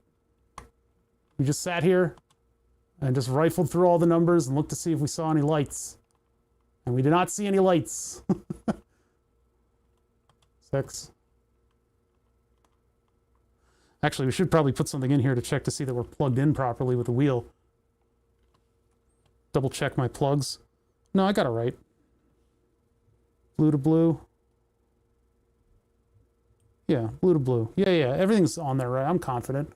I'm confident. Wait a minute, what's going on there? That's just other light peeking in. I got a block. I've got a lot of studio lights in order to make these webcams happy. 9. A. B. See, it's like nothing doing.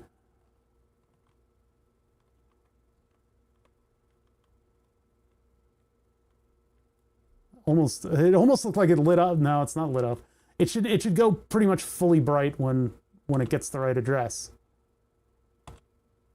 I don't know if this thing is checking for enhanced checksums or normal checksums. If that's wrong, then it'll ignore what we're saying to it.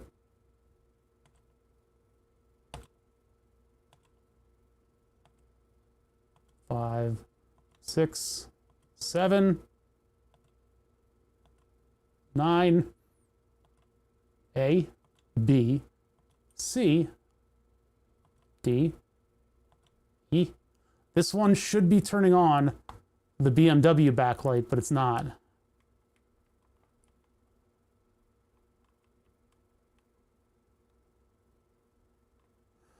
Well, no, because we're hitting it with that command over and over and over again. It's getting like 50 of the command by the time we notice whether or not the backlight is on. And I'm going through them incredibly slowly.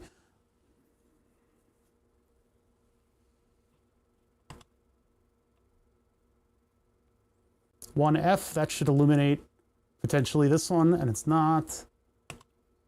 2O.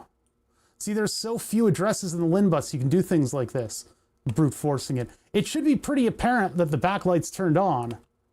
Because we checked with the multimeter. These are like pretty bright yellow LEDs.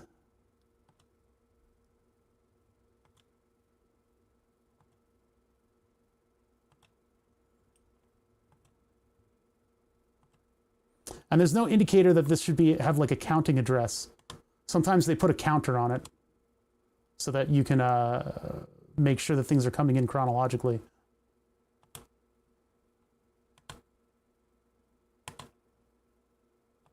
Yeah.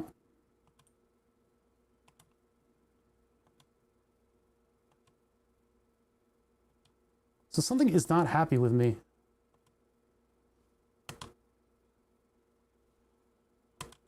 Eight, 9, A. This is going to stop when we hit C. Bonk. 3C and 3D are diagnostic frames, so we're not hitting it with those. There's a TX and an RX diagnostic frame that are 3C and 3D. Seriously, if I could get to a stranger's car with a LIN bus logger, or my brother's car with a LIN bus logger, and just sit there and just turn up and down the backlight, turn the headlights on, turn up and down the backlight. I have a feeling I need to accompany it with a headlight on frame, because I think like the car needs to be turned on and then it needs to get the signal to set the backlight to a particular address. Although I would hope that it would be simple enough that you just give it a 0 to 255, and then it's given a 0 when the car's turned off. But I don't know if I don't really think that's the case. Yeah, I'm gonna guess that, yeah, that's the best guess that I have right now, is that just the one frame is not enough. I need the frame that tells it that either the car is in an on status or the headlights have been turned on. Well, car in on status, I think we have from Couch Built. Didn't they identify what the car on frame was? Hold on.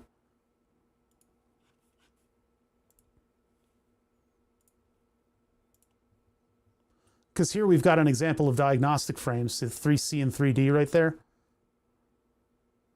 Are they, if they're talking, I can't, there should be captions on. Yeah, here are all the diagnostic frames of a steering wheel LIN bus. Not necessarily what we're looking for, but...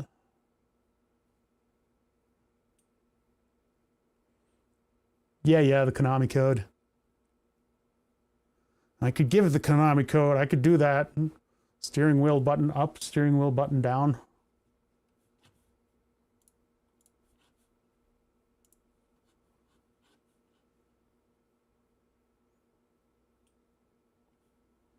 Where are we?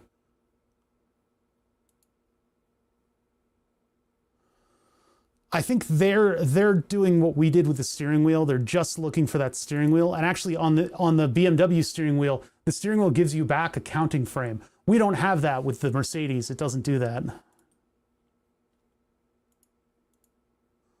But they went over it pretty briefly because they're doing essentially what we did, but a little bit differently. They have their own thing going. But these scans were pretty nice to get. I don't know if they identified where the what do you call it? What car on, car idle, that kind of stuff.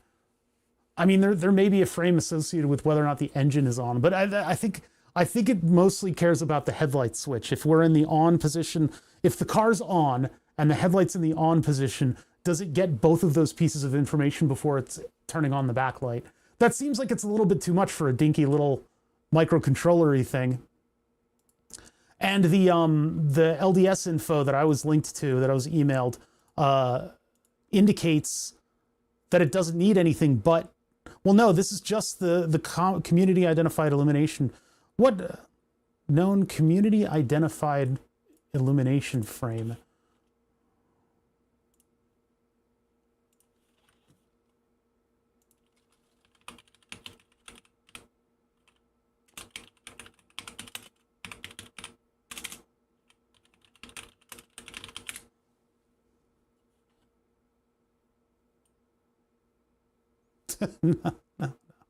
No.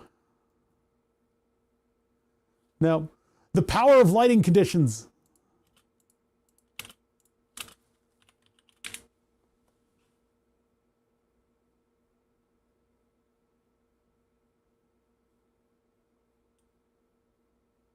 Tapping into brake lights. Yeah, I don't have. How to activate BMW welcome light animation? No.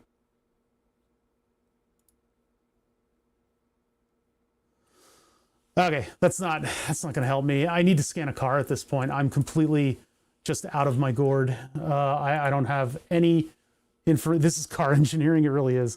Yeah, the problem is we can't get access to the developer information on car signals. That's pretty annoying, isn't it, huh? I could make this thing ask for the steering wheel button statuses, but I mean, we've been through all of the addresses of what would be in any sane person's LIN bus, and it's just not affecting illumination. That makes me feel like it's a me problem a little bit. Like, we can I could double check the CNC, the CRC check. But wait, is my CRC is checking against... No, it gets it right. It gets it right.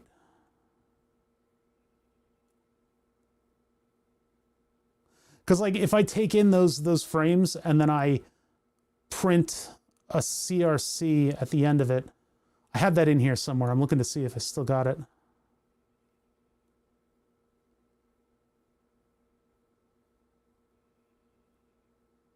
Huh. Send blurb. What was that? Make packet, set stuff, print serial. Print serial. RX is this. TX is that. So what I can do is I can take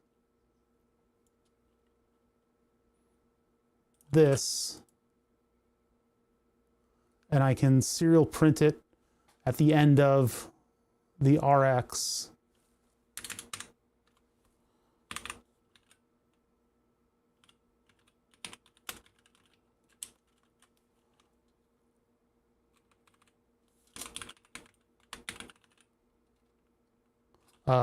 What are we printing? Let's see.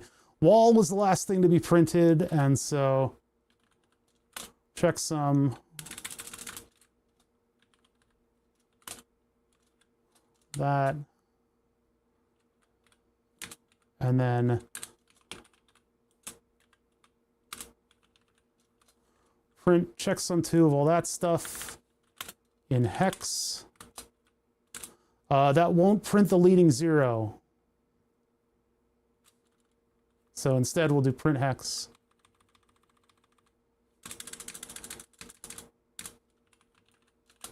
This just ensures that I'm able to print that leading 0.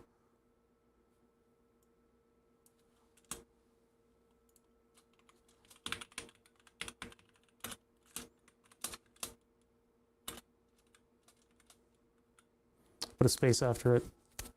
And then we're not doing that one. We are doing... the address is 0x. Well, actually, let's put in wheel. That might get the wrong... Because we're supposed to be printing the...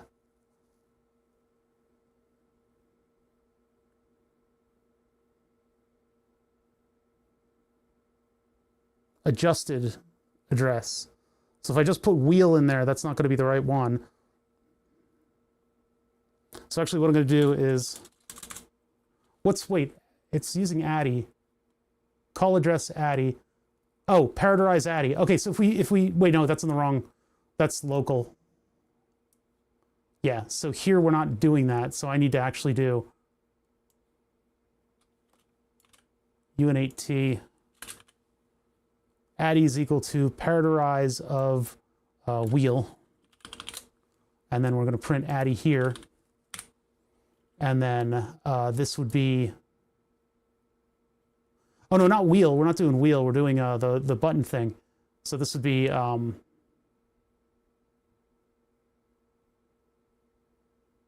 headlight, head size, HDL switch. Headlight switch,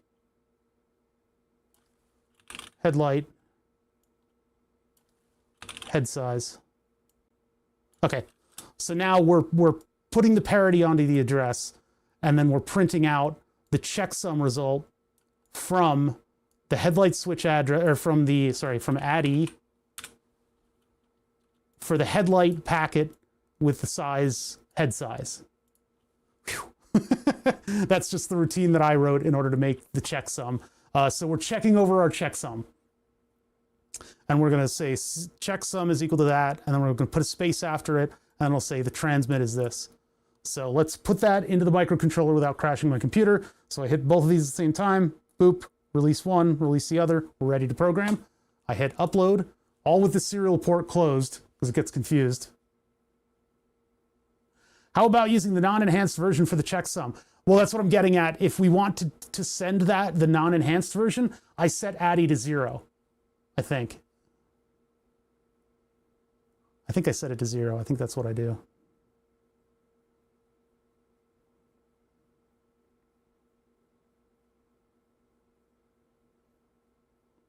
All right, there's the code.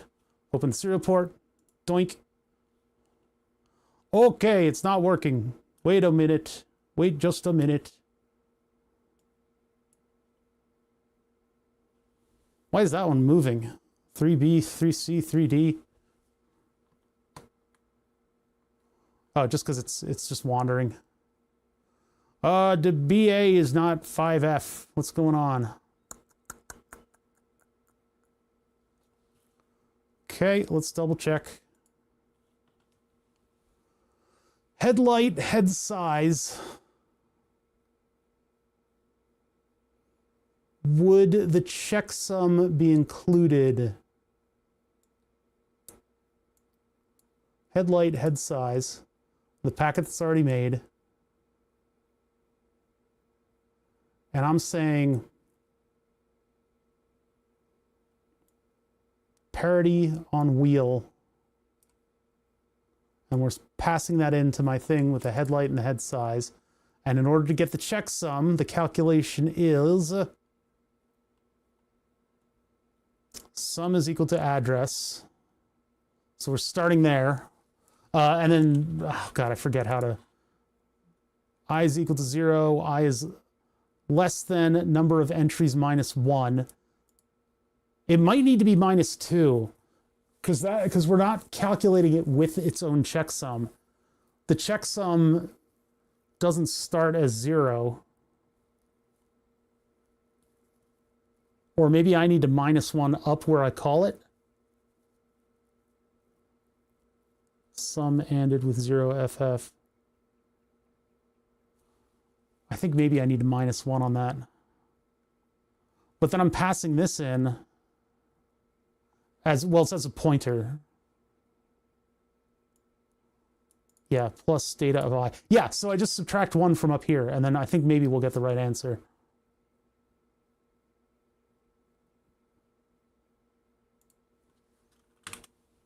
Just like that. Make sure my serial port's closed. It is. Let's reset. Doink, doink, doink. Upload. And let that simmer.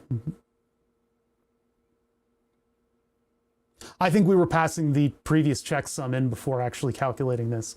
We need to get rid of that and then calculate it. Or just not use it. Because in my array, the last value is the checksum. Which maybe is not a great way to do it, but I need to store that so that we can check against it. But I had this whole system working. I had it working. I swear. Okay, so we've written 2. Let's open this up. Still not the same fucking number, you bastard. You fucking asshole. I'll fucking kill you. God damn it. Okay, so it's still not correct. I had this working. I had it working. I had it working. I had it working. It was working. It was working. Okay, so if this is indicating to me that my checksum calculation might be broken, or I'm just not properly passing the right stuff in, but I feel that I am. I feel that I am. We're parameterizing the wheel. Wait a minute. That should be headlight. Where is it? HDLSW, head to light, switch. Okay, maybe that was our problem.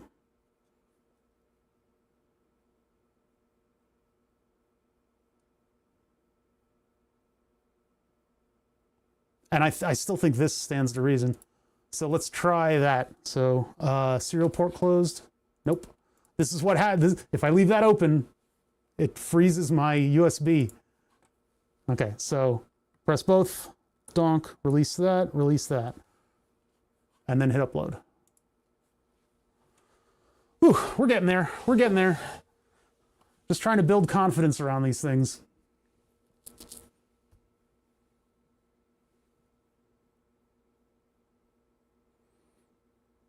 I don't know if there'll be a stream tomorrow. I'm thinking about it. I'm thinking about streaming tomorrow. If the chips are down and it gets kind of quiet around here, I may do a stream. I will do something else for F's sake. For heaven's sake. For the fuck of it. There we go. For fuck's sake, we will do something else. We've done so much of this. This has been fascinating, though. I hope you guys are on the same page as me. I know Last Mile certainly was, but I love doing this stuff. It's really a lot of fun. If not frustrating, but okay, 3.1 and it's 4C and it's not moving with the, why isn't it moving with the packet? Why is it not moving with the packet?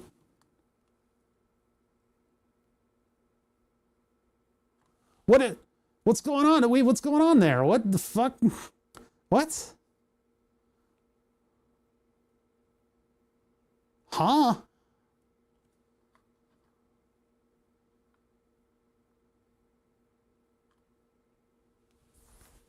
Is that a counting frame? But we traditionally did not see that counting. But then our calculation should...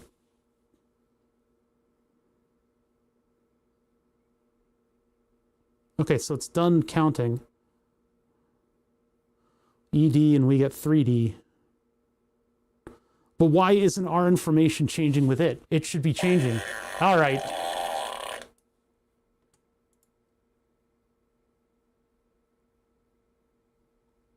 Address, headlight, head size. ADDI is parameterized the headlight switch. What if we don't?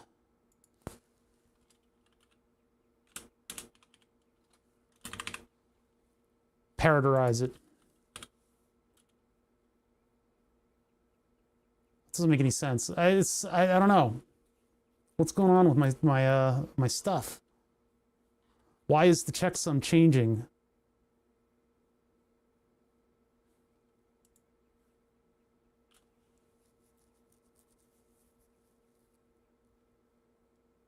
Well, that would mean that we're not using this frame. So maybe we don't do the -1. I'll keep the parameterize in there. But this is just what we had before. This is what we had before that didn't work.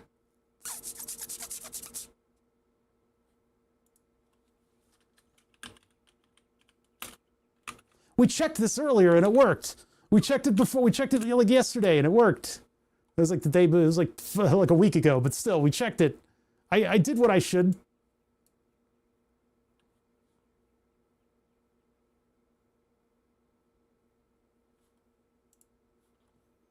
Let's get this ready to upload. Doink, doink, doink.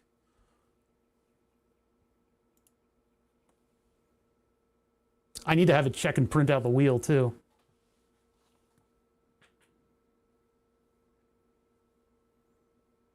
But I could probably rearrange this code to be a little bit more efficient. I'll have to do some soul searching and do some rewriting. What has Sushi done to me? Hold on. Oh, that's the wrong one.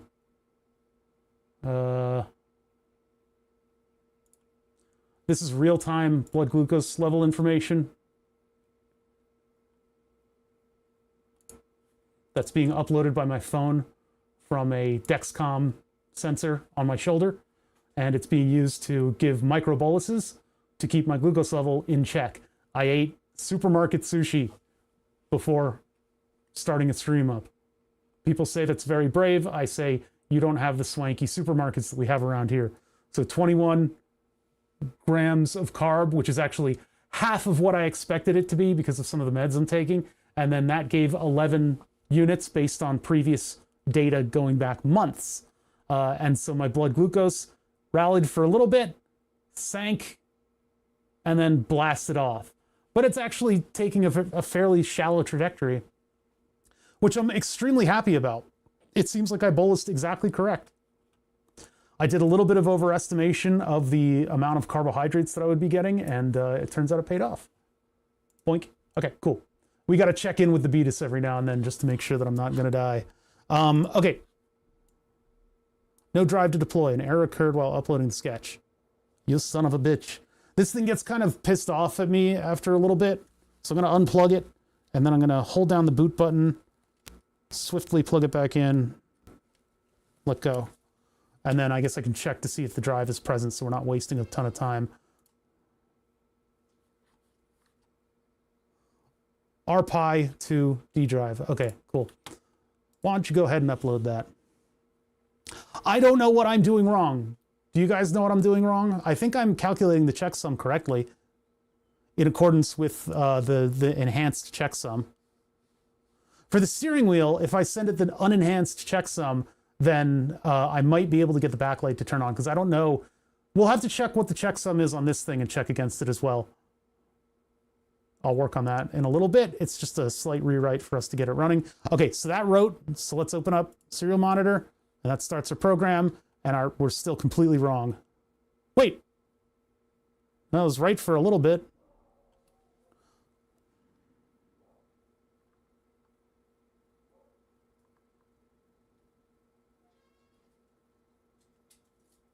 So we're getting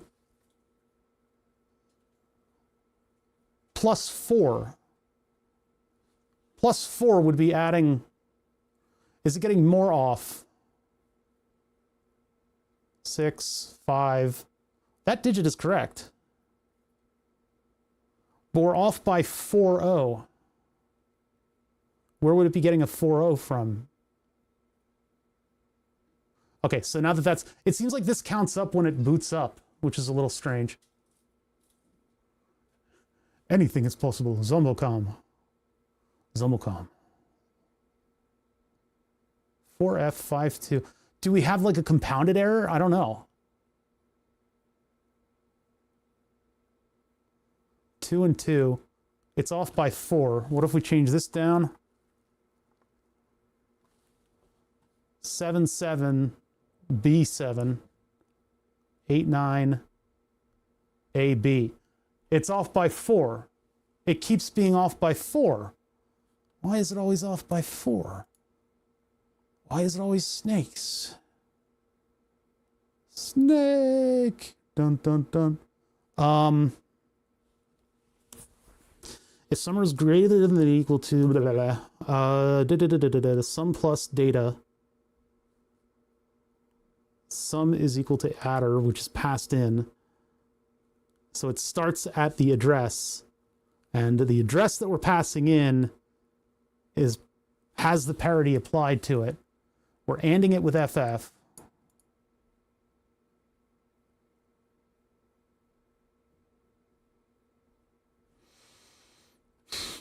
Number of entries is what we're passing in, and that is the full size minus 1. That would mean that we're calculating it with its own parity.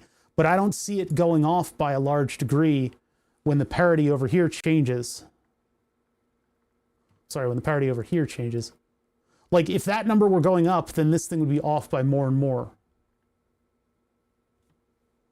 It's off by, yeah, it's hex 4. Sorry, I meant hex 4. 6, 7, 8, 9A. Yeah.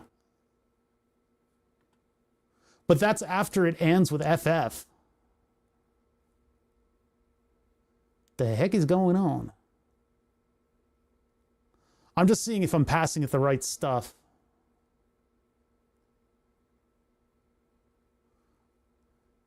I feel like it should be -1, but we saw it was ignoring this bit right here. Sorry, this bit right here. Sorry, this bit, the 4F. It was ignoring the 4F, which is some kind of a count up for when it boots up. When it first boots up, this is like a weird counter that goes on. It's like a capacitor charging or something.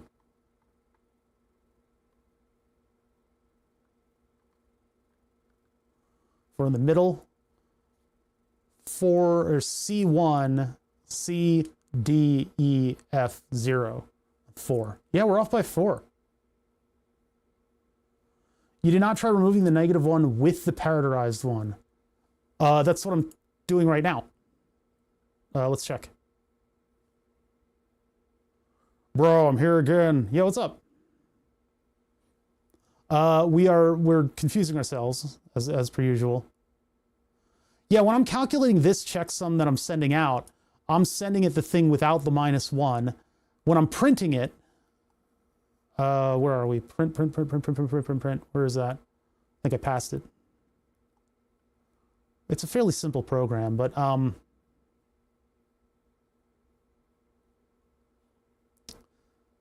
checksum of the address which is unparameterized, and we're not using the -1, which I don't know why that works without the well, the -1 is down below, so it does stop before it gets to the end. But if I do it with the parity without, remove the -1 with parameterization. I think that's where we started from. Let's do it again though. Try that again. So I got to close this. Why is it? It's off by 4, which is so weird. Okay, double tap, release one, release the other. Give it a second, hit upload.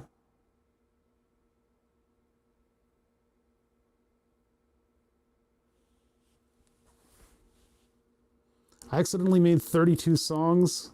Uh-oh. God. I don't need all of this. I don't want to play with AI. You play with AI on your own for your own purposes. I don't need AI songs.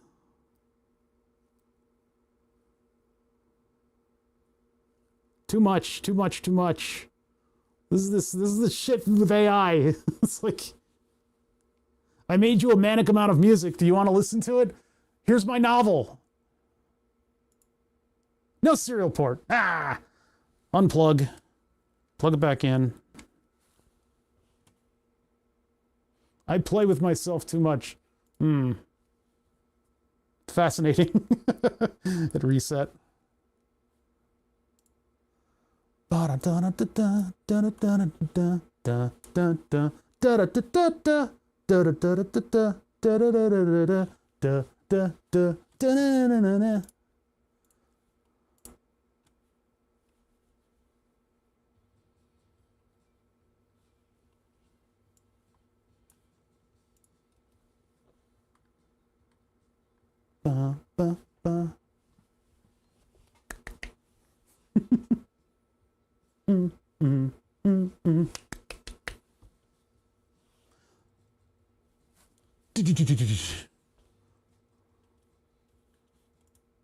So yeah, it works. My checksum stuff, we didn't alter any of the code, and we're using it with the parameterized address, with everything just as is.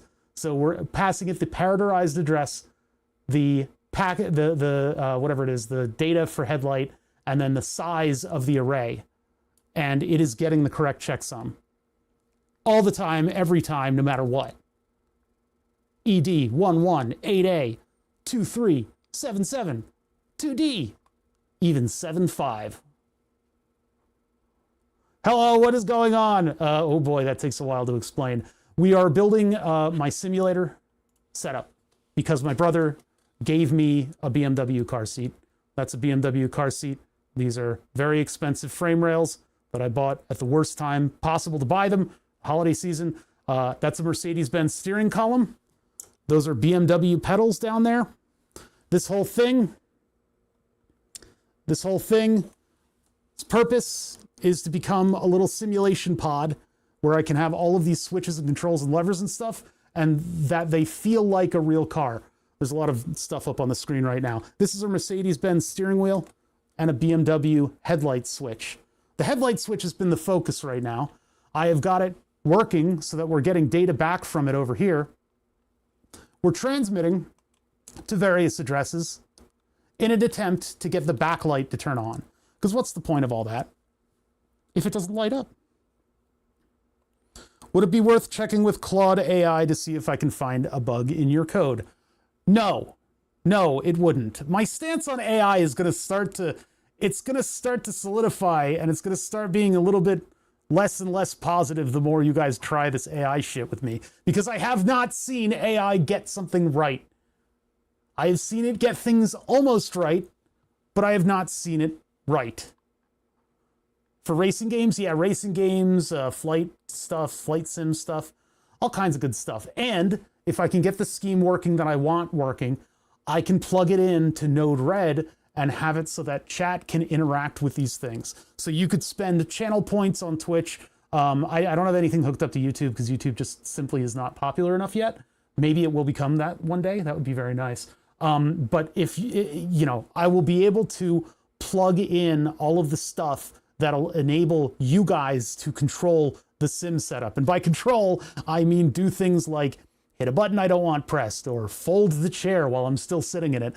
It'll be all kinds of weird stuff like that that'll make streaming funny. But right now, what is the point of making a giant masturbatorious sim cave if you don't have the backlights working? So I've got this car part, and it speaks something called the LIN bus. And so we've been able to brute force figure out how to send it the right frame to get it to reply with the status of all of its buttons and switches and stuff, which is pretty cool. That's pretty cool. And so I've used that to control a brute forcer that makes a packet that theoretically should be able to control the backlight.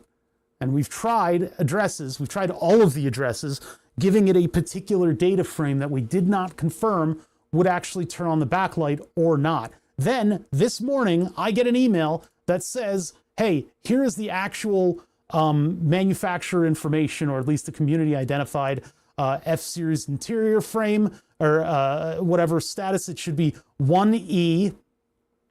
The data bright 0 should be the brightness level from 0 to FF, 0 to max. This is all standardized, by the way that this is formatted. Data byte 1 is 0. The checksum is the enhanced checksum. Now the checksum that we're getting sent back is an enhanced checksum. That's that F9 at the very end of the packet. Then we calculate our own checksum just to check over our checksum checker, who watches the watchers. And that's F9. Now, how does this thing do it? Let's check to see that we're doing the proper checksum calculation when we do this. We are taking the variable addy. Addy is a UN8T. That's 16 ones and zeros, is that right? It's not 8 ones and zeros, maybe it is 8 ones. Anyway, UN8T of the address is the parameterized TX addy, which is set all the way up there. I don't know why we're doing it that way. I could probably just have that be the transmit address. Anyway, TX addy, well, we did it that way so that we could count the numbers up. TX addy is a global variable that we count up when I hit the button on the thing. So then we set the packet contents, backlight 0 and 1, and then backlight of 2 is the checksum, calculating it in the exact same way that we're doing it when we serial print. Just here we're checking the headlight address, whereas up here we're checking the backlight address. So this should be correct. And keep in mind that this is how I went about doing this in the first place, was to first check against the data that we're getting back to make sure that we're able to reproduce the checksum properly. So I am confident that when we're asking for address 0A and sending it 7B, that our checksum B9 is correct.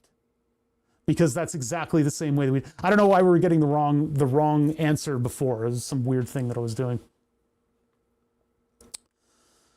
Damn it. The problem is I wanted that to be wrong. That's like when physicists want the Higgs boson not to exist, because if they weren't able to find the Higgs boson, physics is actually something a lot weirder, and they were excited for that weirdness to be existing. I was excited to have an error in my checksum calculation, because that would mean that maybe the address that we were sent via email was correct and our brute forcer was wrong. And that way, perhaps the steering wheel would also have responded. If we do an unenhanced checksum to the LIN bus, let's see what happens there. So I can actually take this out of that, and we'll make it dependent on the position of the headlight switch.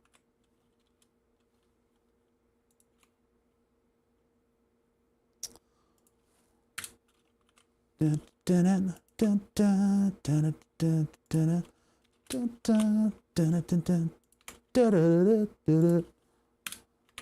been listening to that song a little too much. Okay, so here we're doing that, and in this case, this one is the old one.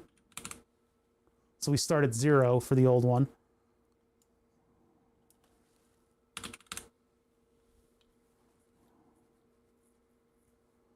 And that's for that. This one is the same order, 1F and 1E. Oh, but in this case, we are counting through them. So we actually don't want these to set anything.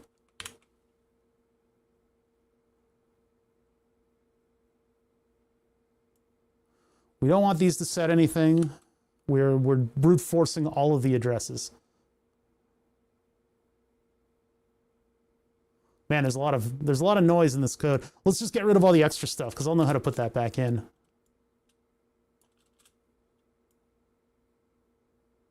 I'll leave one of those in.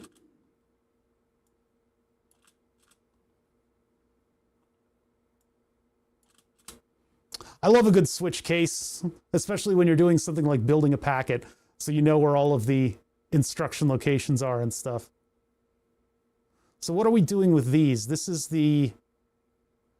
We only really need 2 of these. One's with the enhance and one's without. So we don't really need these other ones. These change the order, though. No, they don't. No, they don't. So we'll make them change the order.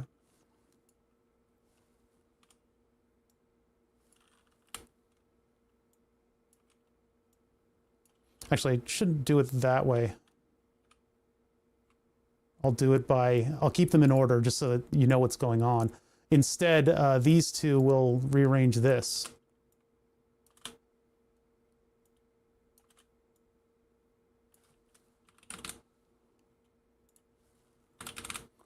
So that our packet is headlight 0 or 0 headlight, and then our checksum is either old or new style.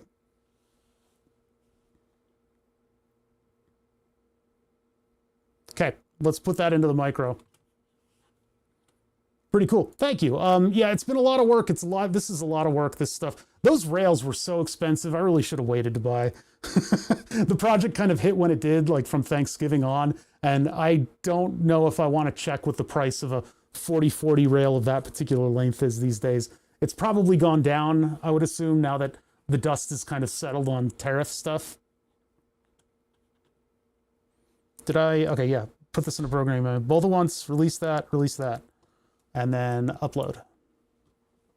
I just wish we could get the backlights working because it is silly that we are spending this amount of time on it, but I feel like it's important to have.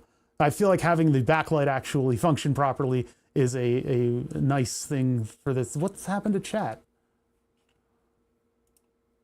What the hell? Wait, I don't even have a face cam on here? Wait a minute. One is the arm and the other... Okay, there we go. Chat just updated. There we go. My OBS is like eating itself. All right, we're still compiling. I'm going to wait for this to upload, and then maybe we can get the serial print up on this thing. Oh, there we go. It uploaded. All right, so opening up serial. Doink. And now we are doing unenhanced checksums for the printout. So I'm basically just going to take this thing, and I'm going to hit the button, and we're going to watch this to see if anything happens. This thing's on. What's going on? What happened? I'm talking here. I need like a little cover that I can put on this so that we can we can properly observe. So all right, so that's going there. Let me put up the Arduino if I can. Can't. Oh, there it is. Oh, cool. It's blocking what I wanted to. Cool. That's great. That's just great.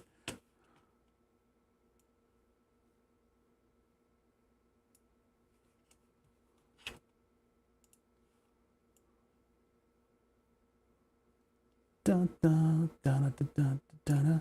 Song is stuck in my head. Only the live Twitch viewers get that song. They're the only ones. I have to cover it like this and then operate this thing with one hand. So this is the unenhanced checksum. I think... Wait a minute. Hold on. Did I mess this up? Yeah, I messed it up. It should be unenhanced in the one position and then the other one. Oops. Hold on. This should be like this. There. And then this one should be up top. And then we should make it wrap around instead of stopping, because it's bad that it stops. I need to get it to not do that. So let's go into the initial stuff where it's checking this, and this is the I'm finished. So we get rid of I'm finished and we get rid of while 1. So if we equal 3C, we set it to 0 again. And then close the serial port, both buttons at once, one button lift the other button, hit upload. If I don't do it in that order, I freeze my USB, and it's a pain in the butt because I have to restart Stream Deck software. Ah, something purple. An anonymous gifter gave Boring a tier 1 sub. What? Wait, was that an official one? Because Boring said it, not... Yeah, oh, that's weird that it would come from Boring. Well, thank you, Anonymous, for the gift sub to Boring, but I don't think it's that boring. This is actually pretty exciting. We're doing stuff with physical computing on car parts that weren't meant to be installed in the simulator. They were meant to work with BMW stuff, and only BMW people got the LDS file for that particular car. I wish I could get the LDS file. I've looked for LDS files on the internet. They're very closely controlled, whereas the LIN consortium didn't really seem to want everything to be very closely controlled. I don't want things to be very closely controlled. It helps right to repair, but everybody's so anti-repair in industry. Okay, so that's uploaded, so I can open this up and we start streaming our data. And so now we are sending it the right packets, and we can scroll through using the button,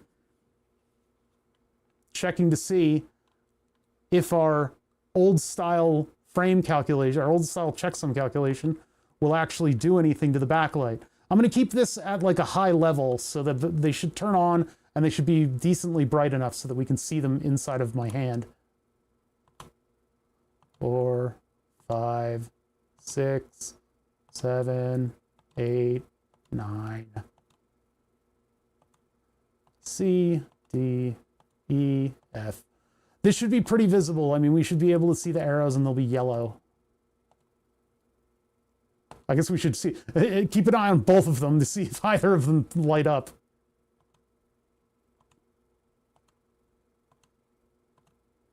B, C, D, and as per my email, E, that should light up the backlight. It does not. F, nope. Okay, so we're looking for the Mercedes now.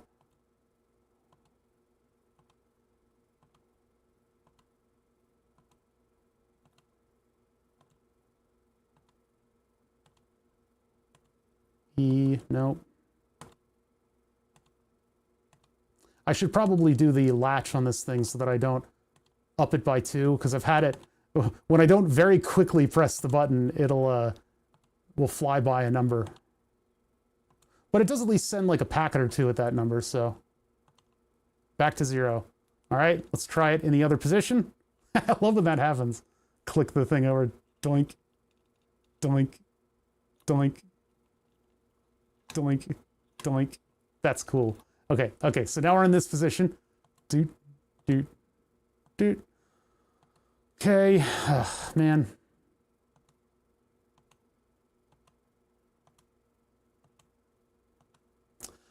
I mean, could it be that we're not giving it enough time after we ask it what its button status is to do the thing that it wants to do? This should be an eternity for the microcontroller, so it really should be keying into this just fine.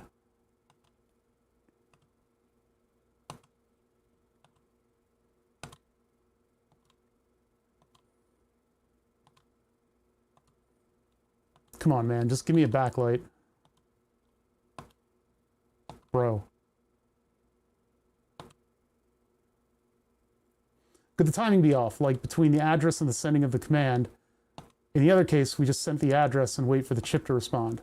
And it did take a little bit of time. You might be right. You might be onto something.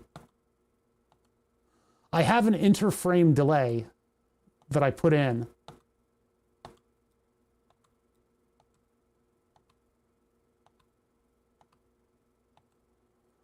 E.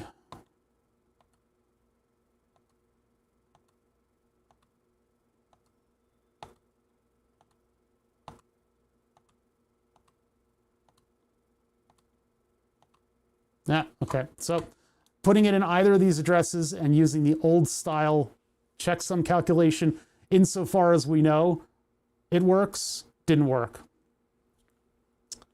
Let's explore the timing between request and frames coming back in. When we send it, we are set stuff. So we make the packet, then we set it. Call address, send a break. Yeah, we're doing the same break. It's break send would be call address does the initial thing and then it does the address. Then break send, what is break send again?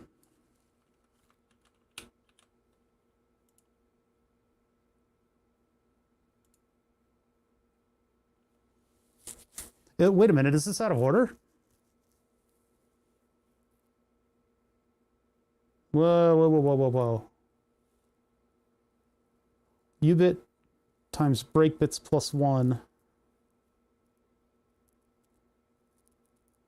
TX pin high.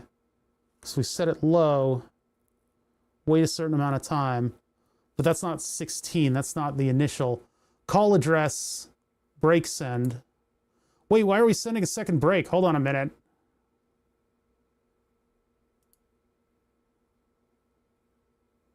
Call address sends the whole break. Why are we doing this here? We should, so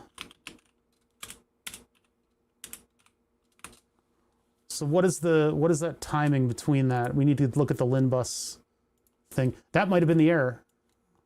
That might have been the error. Might have, could have been. And why none of our brute forcing was working.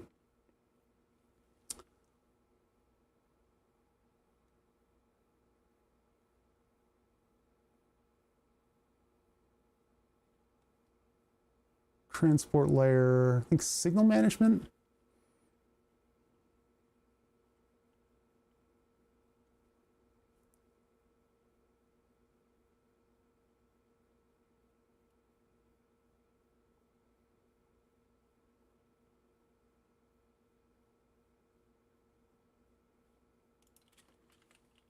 Response space.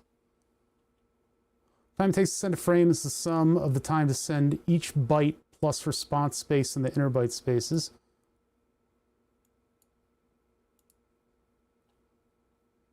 Nominal value for transportation of frames exactly matches the number of bits sent, no response space and no inner bit spaces. Nominal break field is 14 bits long, 13 blah, blah, blah, blah. They're not really telling us what the response space should be, but it should be very small. Yeah, I think there was extra stuff. That function being in there was not the right thing. Let's delay for 1 bit. So that would be U-bit. So delay microseconds U-bit. Where were we? There. Delay microseconds U-bit. Like that.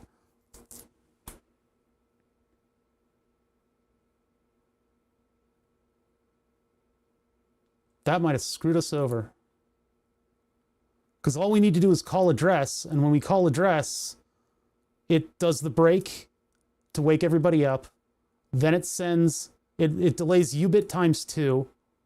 Then it sends 5.5. Maybe we should do U-bit times 2. I think that's probably the right timing.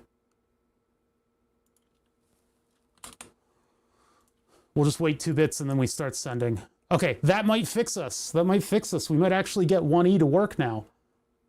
That's crazy. Happy for you. Or sad. I ain't reading all that. Okay, so programming mode. You might have fixed this, Octano. We weren't sending the right stuff. We were sending something that was patently wrong. It was false. So maybe now 1E actually does turn on the light.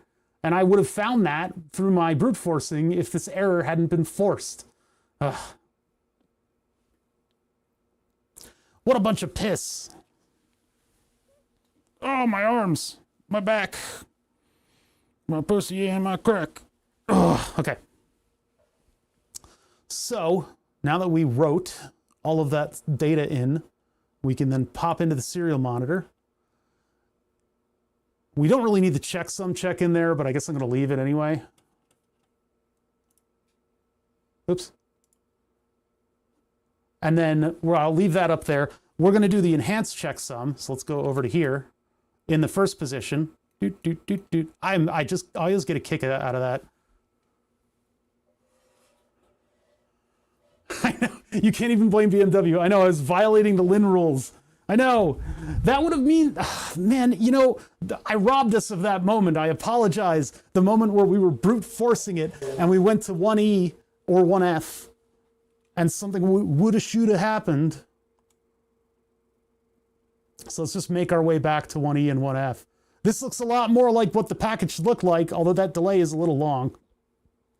I may take that down to 1 bit, but it should be tolerant of that. If it doesn't work, we'll take down that and we'll try again. 5, 6, 7, 8, 9. A, B, C, D, E, F. 10. 1, 2, 3, 4, 5, 6, 7, 8, 9. A, B, C. Here we go. D, E. Fuck. Fuck. It didn't do anything. It didn't do anything. F. It didn't do anything. It didn't do anything. Ah, of course this wouldn't work. 2.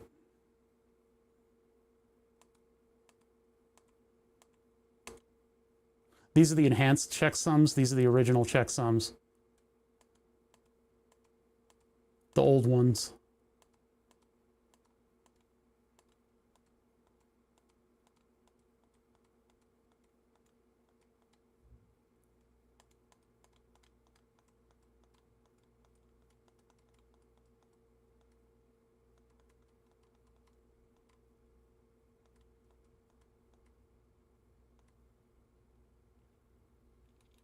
Old school, old school. Enhanced. Yeah, it really it speaks to me that maybe the status of this switch, this one here, probably needs to be passed in to it somehow in maybe a different command that gives you the status of whether or not the car's on. Because the setting of the backlight illumination is set here, but it won't illuminate unless the headlights are on. And since that is an auto, it's probably another module that tells us whether or not the headlights are on. But yeah, it did not work. It did not work. Let's take that U-bit timing down to 1 U-bit instead of 2. Maybe we are outside of the threshold of where we would be detecting whether or not there's a reply. So we'll take it down because it looks like a pretty big gap to me. So if it's 1 bit, it probably is within the amount of time that the device is observing. Of course, we can't verify that until we get a device to actually listen to us, which I have not had happen yet. Close that. That was a really good find. Thank you for reminding me of this and checking it over, because sending a break here was absolutely not what should be happening. That break is huge. It's a huge amount of time. Can't you dump the firmware? I think that is a thing that you can get it to have happen, but you'd have to reverse engineer a hex file. These are microcontrollers we're talking about, and the firmware is going to be like a hex file that I have to go through in order to find out stuff. It's probably too weird. Biddies for titties from Anonymous. Anonymous is getting bold. Thank you for the gift sub for biddies for titties. Biddies for titties. Okay, let's, what did I do? I lowered U-bit. Let's send that. Serial has to be closed or else my thing freezes. And then I hit both buttons, and then I release one button, and I release the other button. And then that'll show up as a drive on the computer, and I hit upload. The RP2040 wants to show up as a drive on the computer, and it really kind of messes things up. And there are other ways to program the RP2040s. This is the one where I don't have to plug in something weird in order to affect that reset. I wish they had a slightly more elegant way of loading code up, though, because this puts my USB to work. It really kind of like opens up a lot of avenues of failure when you're adding and removing USB devices on the fly like this, especially given that I have a lot of USB bandwidth that's dedicated to webcams. Okay, so we routed to it. We wrought to the iron, and then we open it up, and then here we are with our slightly faster scheme. It looks a little bit more like a LIN bus accessory communications probably should. Put it to the old world, the old school, and we'll get to 1E. Doot, doot, doot, doot. We're just looking for red light to come out of this thing. Yeah, if I make the switch to Linux, then maybe I won't have so many problems.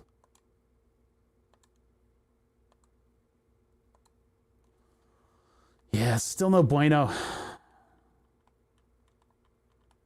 Let's check in the various locations of 1E with the old checksum, with the new checksum, F. I think I need 2 packets. I think I need 2 packets or more. It could be either looking at the headlight position or the on status of the vehicle. I wouldn't think the other locations that you would have backlit things or ambient lit things would have headlight status running to them. So there's probably like a vehicle power status that I may need to send. Darn it. Well, man, I managed to eke out a couple hours of content out of this thing still. But we're not done yet. I think maybe the user that emailed me, if they have access to it, maybe they can share. Maybe I can ask them and say, hey, do you know if there's like a vehicle power status or a headlight switch like status broadcast that goes out to these devices? Because the way they explained it was that it just gets that one number, but this would be set to a particular value. And then maybe the module that broadcasts that number would step in and say, hey, wait a minute, I need to broadcast that as a 0 because the headlights are off, or because the vehicle's off. Or does this thing make that determination? Does it say, hey, vehicle's on and it's set to this value, let me light up those lights for you, bro. But right now it's not lighting them lights up. And we know they're there and we know they work. We tested on both of these. We know we've seen these light up. We've seen these light up. Dimly with the multimeter.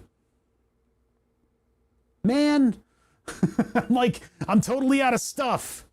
I'd like to see if I have a follow-up email, but I doubt that person is listening in currently and like sending me emails with frames in it. That'd be kind of cool. I'm just gonna check real quick. Nope, it's just the stuff from Kavorka. 32 songs. Hey, listen to these songs. I'm not having a manic episode. I'm gonna have to listen to all this AI music when I get done. All right, well, we've tried everything and I'm all out of ideas. Quite the opposite of the nihilists. Or what were they again? Whatever. I don't have anywhere else to, I don't have anything else that I can really try here. We tried all kinds of checksums that look like a lighting code, but neither device has been lighting up. Our checksum checkover thing tells us that we're calculating it correctly. Now, in terms of calculating the old style checksum, I think the old style checksum didn't involve the address. So if you set the address to be 0, then that'll just make it work properly. So, and that's what I did for this one and this one. This one and this one are the new checksums, the enhanced checksums. And we are at, well, right now we're at 25, but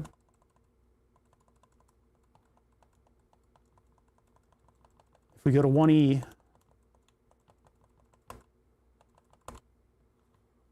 we get nothing. Good day to you, sir. Put it in any of those. And the fact is, like, we're polling this thing for the position of this knob and the position of this one. So we're polling it, we're getting those positions, we're using that data properly. So this thing is awake when we send it this stuff, but we just don't get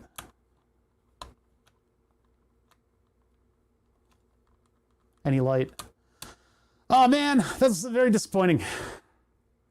Okay, so the last thing that I can do is try to get information about vehicle on status, either the key position or the headlight status on the LIN bus.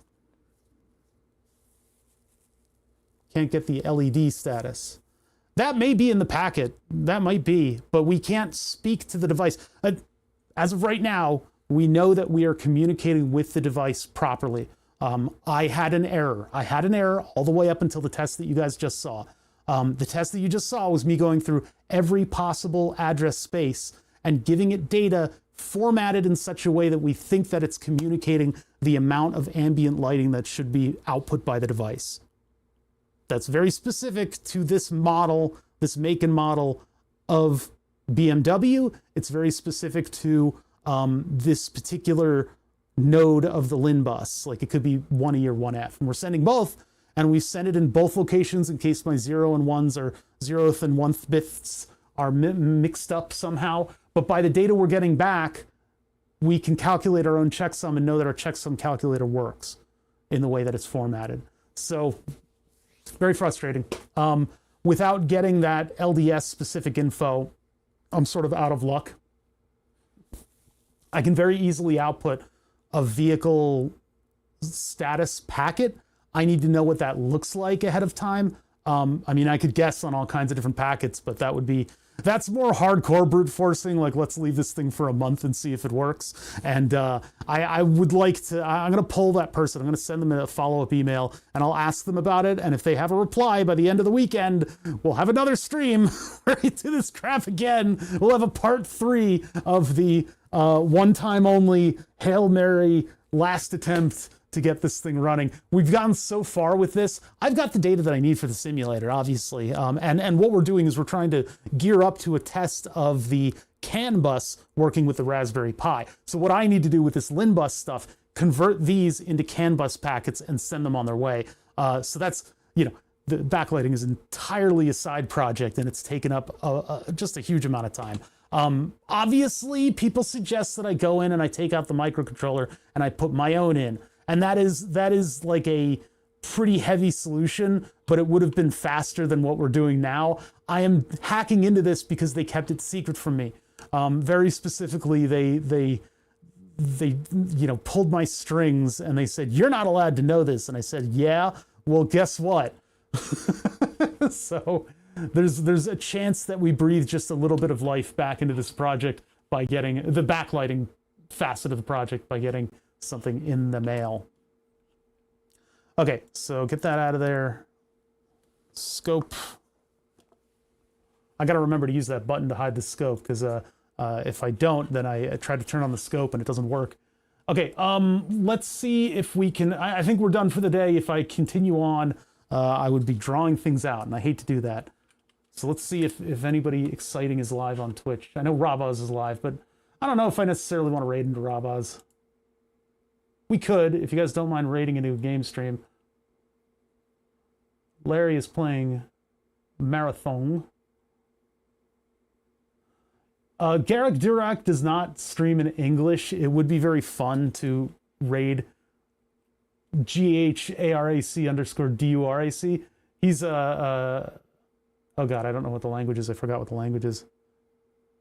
Yeah, I'll definitely catch you guys next time. I don't know if I'll do Saturday. I'm gonna email that guy though, just to make sure. Oh, Rabaz is doing game dev. Yeah, let's go to Rabaz because he's doing game dev. That'll be fun.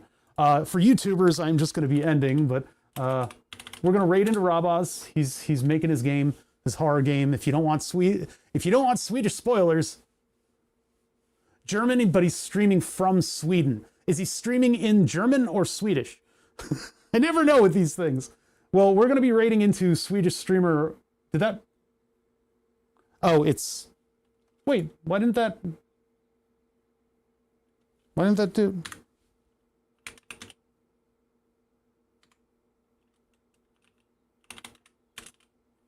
Did that not? I typed the command and it showed up in chat. Why? There must have been a space in there or something. Okay, so let's get a raid going. And I will catch you guys probably Tuesday, maybe tomorrow, but we'll see. I don't we'll see about that. And I'll catch you all later. Take care. Don't stick your finger in an electrical socket or something. I don't know. There we go. Okay. All right. So I will see you YouTubers later and all the Twitchers that have weird plugins that allow you to stay here. We'll catch you later.